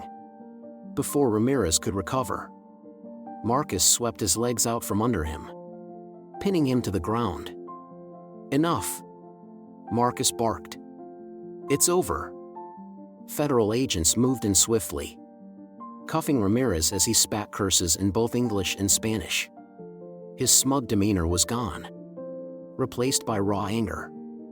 The remaining wolves, scattered and demoralized, were rounded up one by one. The sight of their leader in custody shattered whatever resolve they had left. Steve and Doc surveyed the scene, their exhaustion evident but overshadowed by relief. Sheriff Cooper directed his deputies to secure the area, ensuring no one slipped through the cracks. "We did it," Cooper said, his voice steady but tinged with disbelief. "It's over." Marcus nodded, though his expression remained serious. "For now, Ramirez might be in custody, but his network is still out there." As dawn broke over Crossroads, the town began to stir. The signs of the previous night's battle were everywhere, but so too were the signs of resilience. Neighbors emerged from their homes to help clean up, their faces weary but determined. Inside the diner, the team gathered around a table, their expressions a mix of exhaustion and relief. Beth Morris poured coffee for everyone, her hands still trembling slightly but her smile genuine. "I never thought we'd get through it," she admitted, her voice soft. "But we did." Emily Carter nodded, her eyes glistening with unshed tears. "Thanks to all of you." Marcus looked around the table, his gaze lingering on each person. "It wasn't just us. It was everyone. This town stood together. And that's why we won." Steve raised his coffee mug. "To Crossroads." The group echoed the sentiment, their voices quiet but filled with pride. Outside, Ramirez was loaded into an armored vehicle, his wrists bound with cuffs. He glanced back at Marcus, his expression a mix of anger and grudging respect. "This isn't the end," Ramirez said, his voice low. "You've won today, but the fight is far from over." Marcus met his gaze, his expression unyielding. "Maybe, but you won't be the one fighting it." As the vehicle pulled away, taking Ramirez to face justice, a sense of quiet victory settled over Crossroads. The town had faced its greatest threat and emerged stronger, united by the struggle. Marcus stood on the diner's porch, watching the sunrise. Beth joined him, her voice soft. "Do you think it's really over?" He didn't answer immediately, his gaze fixed on the horizon. Finally, he said, "It's not about being over. It's about knowing we can stand against whatever comes next. And we can." Beth smiled faintly, her fear replaced by a newfound confidence. "Thank you," Marcus. For everything. As the sun rose higher, bathing Crossroads in warm light, the town began to heal. The scars of the battle would remain, but so too would the strength it had forged. And for Marcus, the victory was more than just a triumph over Ramirez. It was a step toward redemption. A reminder that even in the face of darkness, there was always a chance to fight back. The sun was just beginning to rise over Crossroads when the last of the road wolves were loaded into armored vans. Federal agents moved with precision, securing handcuffs and double-checking restraints. Diego Ramirez, once a shadowy figure of power and intimidation, now sat in the back of one of the vehicles, his cold stare fixed on the horizon. The man who had orchestrated fear and chaos for so long was finally subdued, his empire crumbling beneath him. Sheriff Tom Cooper stood nearby, arms crossed as he watched the scene unfold. His deputies worked alongside the federal agents, cataloging evidence and ensuring the remaining wolves were processed without incident. Despite the activity, the atmosphere was markedly different from the tense, chaotic nights that had preceded this moment. For the first time in weeks, the air felt lighter. "That's the last of them," Cooper said, his voice steady. He turned to Marcus Daniels, who stood beside him, watching as the convoy of vans prepared to depart. "Good," Marcus replied. "Let's hope it stays that way." Cooper nodded. They're headed to a secure facility out of state. Ramirez and his crew won't be seeing the light of day anytime soon. Marcus allowed himself a small nod of satisfaction. It's not just about them being gone. It's about what it means for this town. They fought back. They stood together. As the vehicles disappeared down the road, the townspeople began to emerge from their homes and businesses. Cautiously at first. The streets, still bearing the scars of the previous night's battle, were quiet but filled with a sense of hesitant relief. Broken windows and scattered debris served as reminders of the struggle. But so did the sight of neighbors helping each other begin the process of cleaning up. Beth Morris stood outside the diner, a broom in her hands as she swept away shards of glass from the shattered front window. Emily Carter joined her, gathering the scattered remains of chairs and tables that had been overturned in the chaos. "It's hard to believe it's over," Beth said, her voice tinged with exhaustion. "Feels like we've been holding our breath for weeks," Emily replied. "But we did it." Beth paused, leaning on the broom handle as she looked around. "We did. And it wasn't just us. It was everyone." Across the street, Steve Harris and Doc Carter worked together to resecure the barricades around Carl's mechanic shop. Though the immediate threat had passed, they knew the importance of staying vigilant. "Looks like the defenses held up pretty well," Steve said, surveying their handiwork. Doc nodded. "They did their job. And so did we." Inside the diner, Sheriff Cooper was busy coordinating the paperwork and evidence transfer with the federal agents. He moved between conversations, ensuring that every detail was accounted for. Despite the long hours and the weight of responsibility, there was a quiet sense of pride in his demeanor. Marcus entered the diner, his boots leaving faint prints on the dusty floor.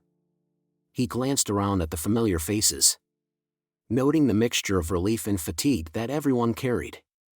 He approached Cooper, who looked up from his clipboard with a faint smile. "You holding up?" Marcus asked. "As well as can be expected," Cooper replied. "There's still a lot to sort through. But this town, it's stronger than I've ever seen it." Marcus nodded, his gaze distant for a moment. "They proved something to themselves. That's what matters." "And so did you," Cooper added. "Don't sell yourself short. You brought us together when we needed it most." As the morning wore on, The town began to feel less like a battleground and more like a community again. People worked side by side, sharing tools and resources to repair the damage. The sense of unity that had carried them through the darkest moments now fueled their recovery. Outside the diner, Marcus joined Beth and Emily, helping them reposition a new table where the old one had been shattered. As they worked, Beth glanced at Marcus, her expression thoughtful. "You've done more for this town than anyone could have asked," she said. "I hope you know that." Marcus smiled faintly. "It wasn't just me. This town stood up for itself. That's what made the difference." Beth nodded, her gaze sweeping over the street where neighbors worked together. Maybe. But they needed someone to remind them they could. Later that day, Sheriff Cooper gathered the key members of the team in the diner's back room. The atmosphere was lighter than it had been in weeks, though the weight of their shared experiences still lingered. "We've got a lot to be proud of," Cooper began, addressing the group. "But there's still work to do. The feds want to hold a press conference to announce what we've accomplished here. It's our chance to show the world what this town is made of." Marcus leaned back in his chair, his arms crossed. "You think it'll make a difference?" "I do," Cooper replied. "Because it's not just about Ramirez. It's about sending a message to anyone who thinks they can come here and take what doesn't belong to them." The room fell quiet for a moment, each person reflecting on the journey that had brought them to this point. Finally, Marcus nodded. "All right. Let's do it." The bright afternoon sun bathed the Crossroads town square as reporters set up cameras and microphones for Sheriff Tom Cooper's press conference. The air buzzed with a sense of accomplishment, mixed with relief. Residents gathered around the makeshift stage, their faces reflecting pride and resilience. Sheriff Cooper stepped up to the podium, his uniform crisp and his demeanor calm. The murmurs of the crowd quieted as he adjusted the microphone and cleared his throat. "Good afternoon," Cooper began, his voice steady. "Today, I stand before you not just as your sheriff, but as a member of this community. We have faced challenges that tested our resolve, but we stood firm, thanks to the courage and unity of the people of Crossroads. We have successfully dismantled a dangerous operation led by Diego Ramirez and the Road Wolves." A ripple of applause spread through the crowd. Cooper paused, letting the moment sink in. This victory, he continued, was not just about law enforcement.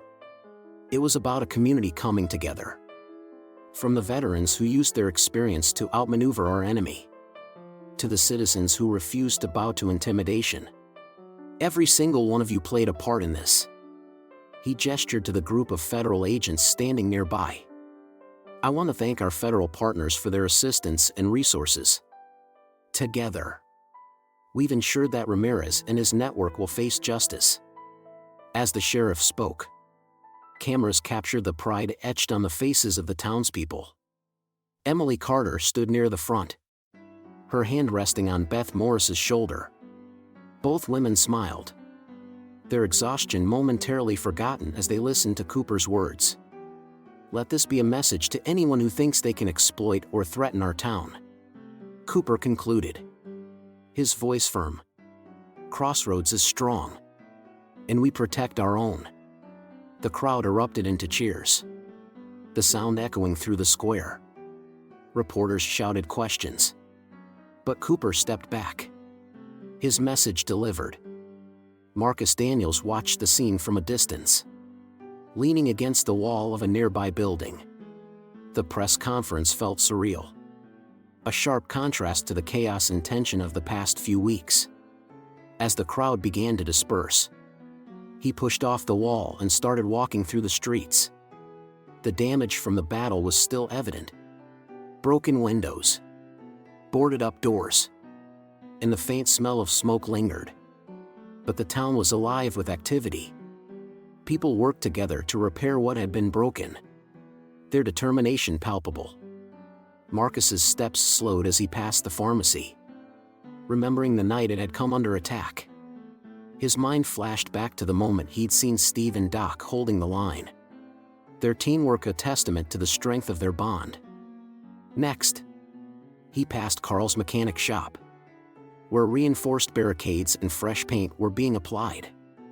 Marcus smiled faintly, recalling Carl's initial doubts and how he'd risen to the challenge. The streets were quieter now, but Marcus's mind was alive with memories. He saw flashes of the battle, the moment Sheriff Cooper had coordinated the counterstrike, the resilience of the townspeople, and the look of determination on Beth's face as she stood her ground. Each memory painted a picture of unity, the kind that couldn't be broken by fear. As the sun began to dip below the horizon, Marcus found himself back at the diner. The glass in the windows had been replaced, and the neon sign buzzed faintly, inviting customers inside. He stepped through the door, the familiar hum of conversation greeting him. Beth was behind the counter. Her smile warmed despite the weariness in her eyes.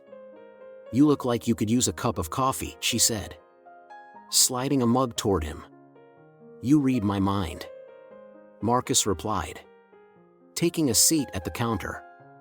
Emily joined them, carrying a tray of freshly baked cookies. "We were just talking about what's next for the diner," Emily said, setting the tray down. "Thinking about expanding the menu." Beth chuckled.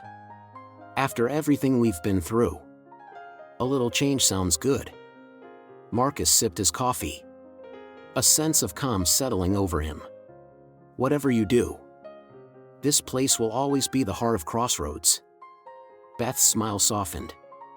"And you'll always have a place here, Marcus." As the evening grew darker, the three of them shared quiet conversation, their laughter mingling with the soft clinking of dishes and the hum of the diner.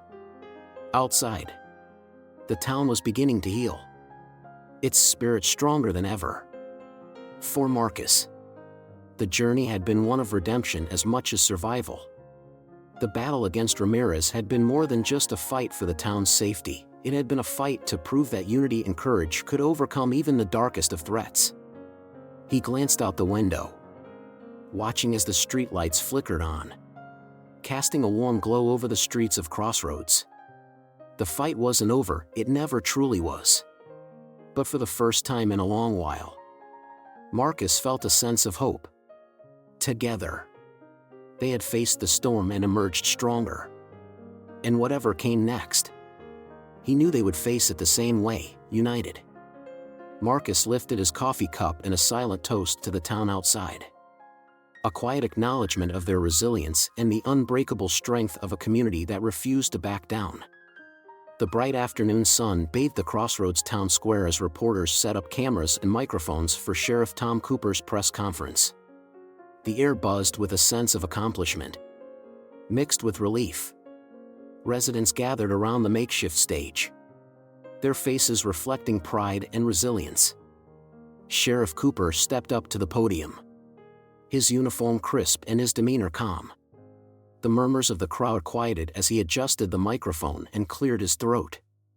"Good afternoon," Cooper began, his voice steady.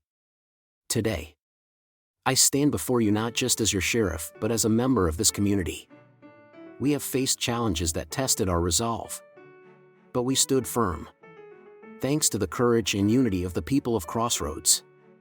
We have successfully dismantled a dangerous operation led by Diego Ramirez and the Road Wolves." A ripple of applause spread through the crowd. Cooper paused, letting the moment sink in. This victory, he continued, was not just about law enforcement. It was about a community coming together. From the veterans who used their experience to outmaneuver our enemy, to the citizens who refused to bow to intimidation. Every single one of you played a part in this. He gestured to the group of federal agents standing nearby. "I want to thank our federal partners for their assistance and resources. Together, we've ensured that Ramirez and his network will face justice." As the sheriff spoke, cameras captured the pride etched on the faces of the townspeople. Emily Carter stood near the front, her hand resting on Beth Morris's shoulder. Both women smiled, their exhaustion momentarily forgotten as they listened to Cooper's words. "Let this be a message to anyone who thinks they can exploit or threaten our town," Cooper concluded, his voice firm. "Crossroads is strong, and we protect our own." The crowd erupted into cheers, the sound echoing through the square. Reporters shouted questions, but Cooper stepped back, his message delivered. Marcus Daniels watched the scene from a distance, leaning against the wall of a nearby building. The press conference felt surreal, a sharp contrast to the chaos and tension of the past few weeks. As the crowd began to disperse, he pushed off the wall and started walking through the streets. The damage from the battle was still evident. Broken windows, boarded up doors, and the faint smell of smoke lingered. But the town was alive with activity. People worked together to repair what had been broken, their determination palpable. Marcus's steps slowed as he passed the pharmacy, remembering the night it had come under attack. His mind flashed back to the moment he'd seen Steve and Doc holding the line, their teamwork a testament to the strength of their bond. Next, he passed Carl's mechanic shop, where reinforced barricades and fresh paint were being applied. Marcus smiled faintly, recalling Carl's initial doubts and how he'd risen to the challenge. The streets were quieter now, but Marcus's mind was alive with memories. He saw flashes of the battle, the moment Sheriff Cooper had coordinated the counterstrike, the resilience of the townspeople, and the look of determination on Beth's face as she stood her ground. Each memory painted a picture of unity, the kind that couldn't be broken by fear. As the sun began to dip below the horizon, Marcus found himself back at the diner. The glass in the windows had been replaced, and the neon sign buzzed faintly, inviting customers inside. He stepped through the door, the familiar hum of conversation greeting him. Beth was behind the counter, her smile warmed despite the weariness in her eyes. "You look like you could use a cup of coffee," she said, sliding a mug toward him. "You read my mind," Marcus replied, taking a seat at the counter. Emily joined them, carrying a tray of freshly baked cookies. "We were just talking about what's next for the diner," Emily said, setting the tray down. "Thinking about expanding the menu." Beth chuckled. "After everything we've been through, a little change sounds good." Marcus sipped his coffee, a sense of calm settling over him. "Whatever you do, this place will always be the heart of Crossroads." Beth's smile softened. "And you'll always have a place here, Marcus."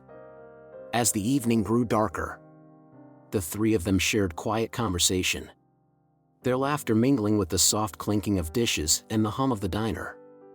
Outside, the town was beginning to heal, its spirit stronger than ever. For Marcus, the journey had been one of redemption as much as survival. The battle against Ramirez had been more than just a fight for the town's safety. It had been a fight to prove that unity and courage could overcome even the darkest of threats. He glanced out the window, watching as the streetlights flickered on, casting a warm glow over the streets of Crossroads. The fight wasn't over, it never truly was. But for the first time in a long while, Marcus felt a sense of hope. Together, they had faced the storm and emerged stronger. And whatever came next, he knew they would face it the same way, united.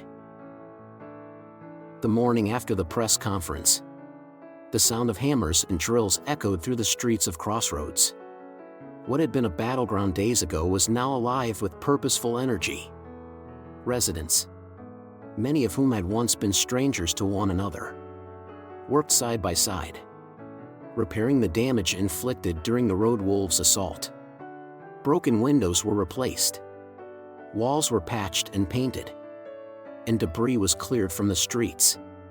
Beth Morris stood outside the diner, directing a group of volunteers who were installing a new sign above the door. The old one had been shattered during the attack, but this one was brighter and sturdier. A symbol of resilience. "Looks good," Marcus Daniels said as he approached, his voice calm as always. He carried a crate of supplies he had retrieved from the nearby hardware store. "This place is coming together." Beth wiped her hands on her apron and smiled. "It wouldn't have happened without you, Marcus. We all know that." Marcus shook his head. "It wasn't just me. Everyone here made this happen." Across town, Steve Harris and Doc Carter were leading a crew at Carl's mechanic shop. The shop's reinforced barricades had held during the attack, but the building itself had taken heavy damage. Steve supervised as a new steel door was installed, while Doc worked with a local electrician to repair the wiring. "Feels good to be fixing things instead of breaking them for a change," Steve said with a chuckle. "I'll drink to that," Doc replied, wiping sweat from his brow. "Carl's been talking about upgrading this place for years.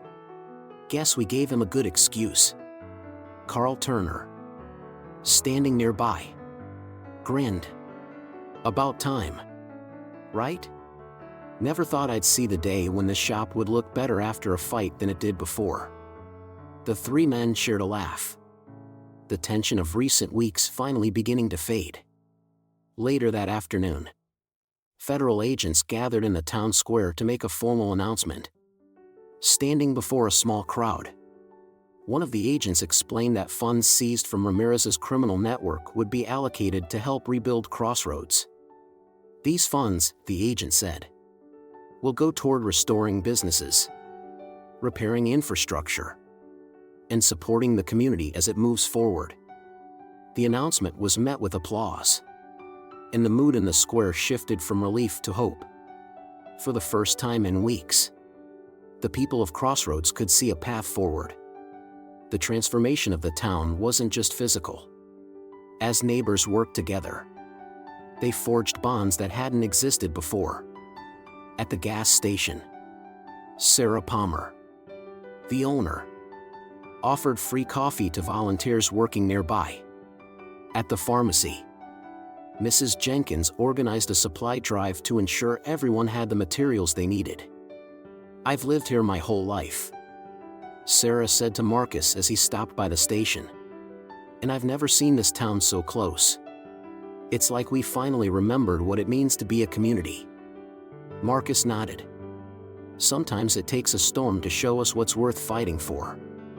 At the diner, Beth and Emily Carter took a break from their work to sit with Sheriff Tom Cooper. The three shared a quiet moment over coffee, reflecting on how far they'd come. "You know," Cooper said, swirling his mug, "when Ramirez first showed up, I wasn't sure we'd make it through. But this town proved me wrong." Emily smiled. "We had a good leader. We had each other." Marcus interjected as he joined them at the table. "That's what made the difference." Beth reached across the table, her hand resting on Marcus's arm. "Don't downplay your role, Marcus. You gave us hope when we needed it most." Marcus offered a small smile but said nothing, his humility evident. As the sun set over Crossroads, the day's work came to an end. The streets, once marked by destruction, now showed signs of renewal. Fresh paint glistened on storefronts. New signs hung proudly above businesses, and the faint smell of sawdust lingered in the air. Word began to spread beyond Crossroads about what the town had accomplished. Nearby communities, hearing of the town's resilience, reached out for advice and support. Crossroads was becoming more than just a small town. It was a symbol of what could be achieved when people stood together against adversity. That evening, Marcus stood on the diner's porch, watching as neighbors shared stories and laughter. For a moment, he allowed himself to feel the weight of what they'd accomplished. But he also knew there was still work to be done. As Crossroads began to thrive again, Whispers of its story spread far and wide, inspiring others to stand up for their own communities. And while Marcus remained a quiet presence in the background, his impact was undeniable. The story of Crossroads' resilience spread like wildfire. Local news stations ran segments showcasing the town's transformation. And soon, the story reached regional and national outlets. Headlines read, "Small town stands against organized crime and Crossroads, a symbol of unity in the face of fear." Journalists arrived, eager to interview residents and capture their experiences. Sheriff Tom Cooper, standing in front of the newly rebuilt town square, delivered a message that resonated far beyond their borders. Crossroads didn't just survive, it thrived. Cooper said, his voice steady. "We stood together when it mattered most. Our story isn't just about defeating a threat, it's about proving that unity is our greatest strength." Residents spoke to the media with a mix of pride and humility. Beth Morris recounted how the diner became a hub for planning and support. Emily Carter shared her experiences of helping neighbors rebuild. Steve Harris and Doc Carter highlighted the teamwork that fortified the town. "It wasn't easy," Beth told a reporter, "but we learned what we're capable of when we work together." Crossroads isn't just a town, it's a family. The impact of Crossroads' story extended beyond its borders. Letters and emails poured in from nearby communities, expressing admiration and seeking advice. Towns facing their own struggles with crime and intimidation asked how they, too, could stand strong. Marcus Daniels, true to his nature, avoided the spotlight. While others shared their stories with the media, he worked quietly behind the scenes, offering guidance to those who reached out for help. He provided practical advice, drawing on his military experience and the lessons learned during the fight for Crossroads. One day, as Marcus walked through the town square, he noticed a group of high school students painting a mural on the side of a building. The design featured intertwined hands forming a circle, symbolizing unity. At the center of the mural was the word resilience in bold, vibrant letters. Marcus paused to admire their work. "Looks good," he said to one of the students, who smiled proudly. "Thanks," the student replied. "We wanted something that showed what Crossroads is all about." Marcus nodded, his chest swelling with quiet pride. "You nailed it." As the town thrived, Marcus found himself reflecting on the journey that had brought him there. He thought about the challenges they'd faced, the sacrifices made, and the strength they discovered in one another. But more than that, he thought about his own journey, how Crossroads had given him a sense of purpose he hadn't felt in years. Sitting alone on the porch of the diner one evening, Marcus stared out at the sunset. Beth joined him, carrying 2 cups of coffee. She handed him one and sat down beside him. "You've been quiet lately," she said, her voice gentle. Marcus took a sip of coffee before replying, "Just thinking about what comes next." Beth studied him for a moment. "You're leaving, aren't you?" Marcus nodded slowly. "This town doesn't need me anymore. It's strong enough to stand on its own." Beth's eyes glistened with unshed tears, but she smiled. "We'll miss you, Marcus. You've done more for this town than you realize." He looked at her, his expression softening. "It wasn't just me. Crossroads made me realize something important. We're all stronger than we think, we just need to be reminded sometimes." The next morning, Marcus packed his belongings into a weathered duffel bag. As he walked through the town one last time, he exchanged quiet goodbyes with the people who had become his friends. Sheriff Cooper shook his hand firmly. Steve clapped him on the back, and Emily hugged him tightly, tears streaming down her face. At the edge of town, Marcus paused to look back. The streets were alive with activity, the scars of the past few weeks replaced by a sense of renewal. Crossroads was stronger than ever, and it was ready to face whatever came next. Marcus turned and began walking down the road, his silhouette framed by the rising sun. In his pocket was a letter from a small town across the state, asking for his help. He didn't know what challenges lay ahead, but he knew one thing for certain: he would be ready. The final scene faded to the mural in the town square, the word resilience glowing in the evening light. Crossroads had become more than just a town, it was a symbol of hope, a testament to the power of unity and courage. Marcus's departure left Crossroads stronger than ever, but his quiet resolve hinted at more stories waiting to unfold. Wherever there was a town in need, Marcus would be there, a steadfast guardian against the darkness. Crossroads stood its ground, a symbol of unity against fear. Marcus may have moved on, but the lesson remains: strength comes from standing together. How would your community respond to such a challenge? Share your thoughts in this story with others. Thanks for watching, and see you in the next video.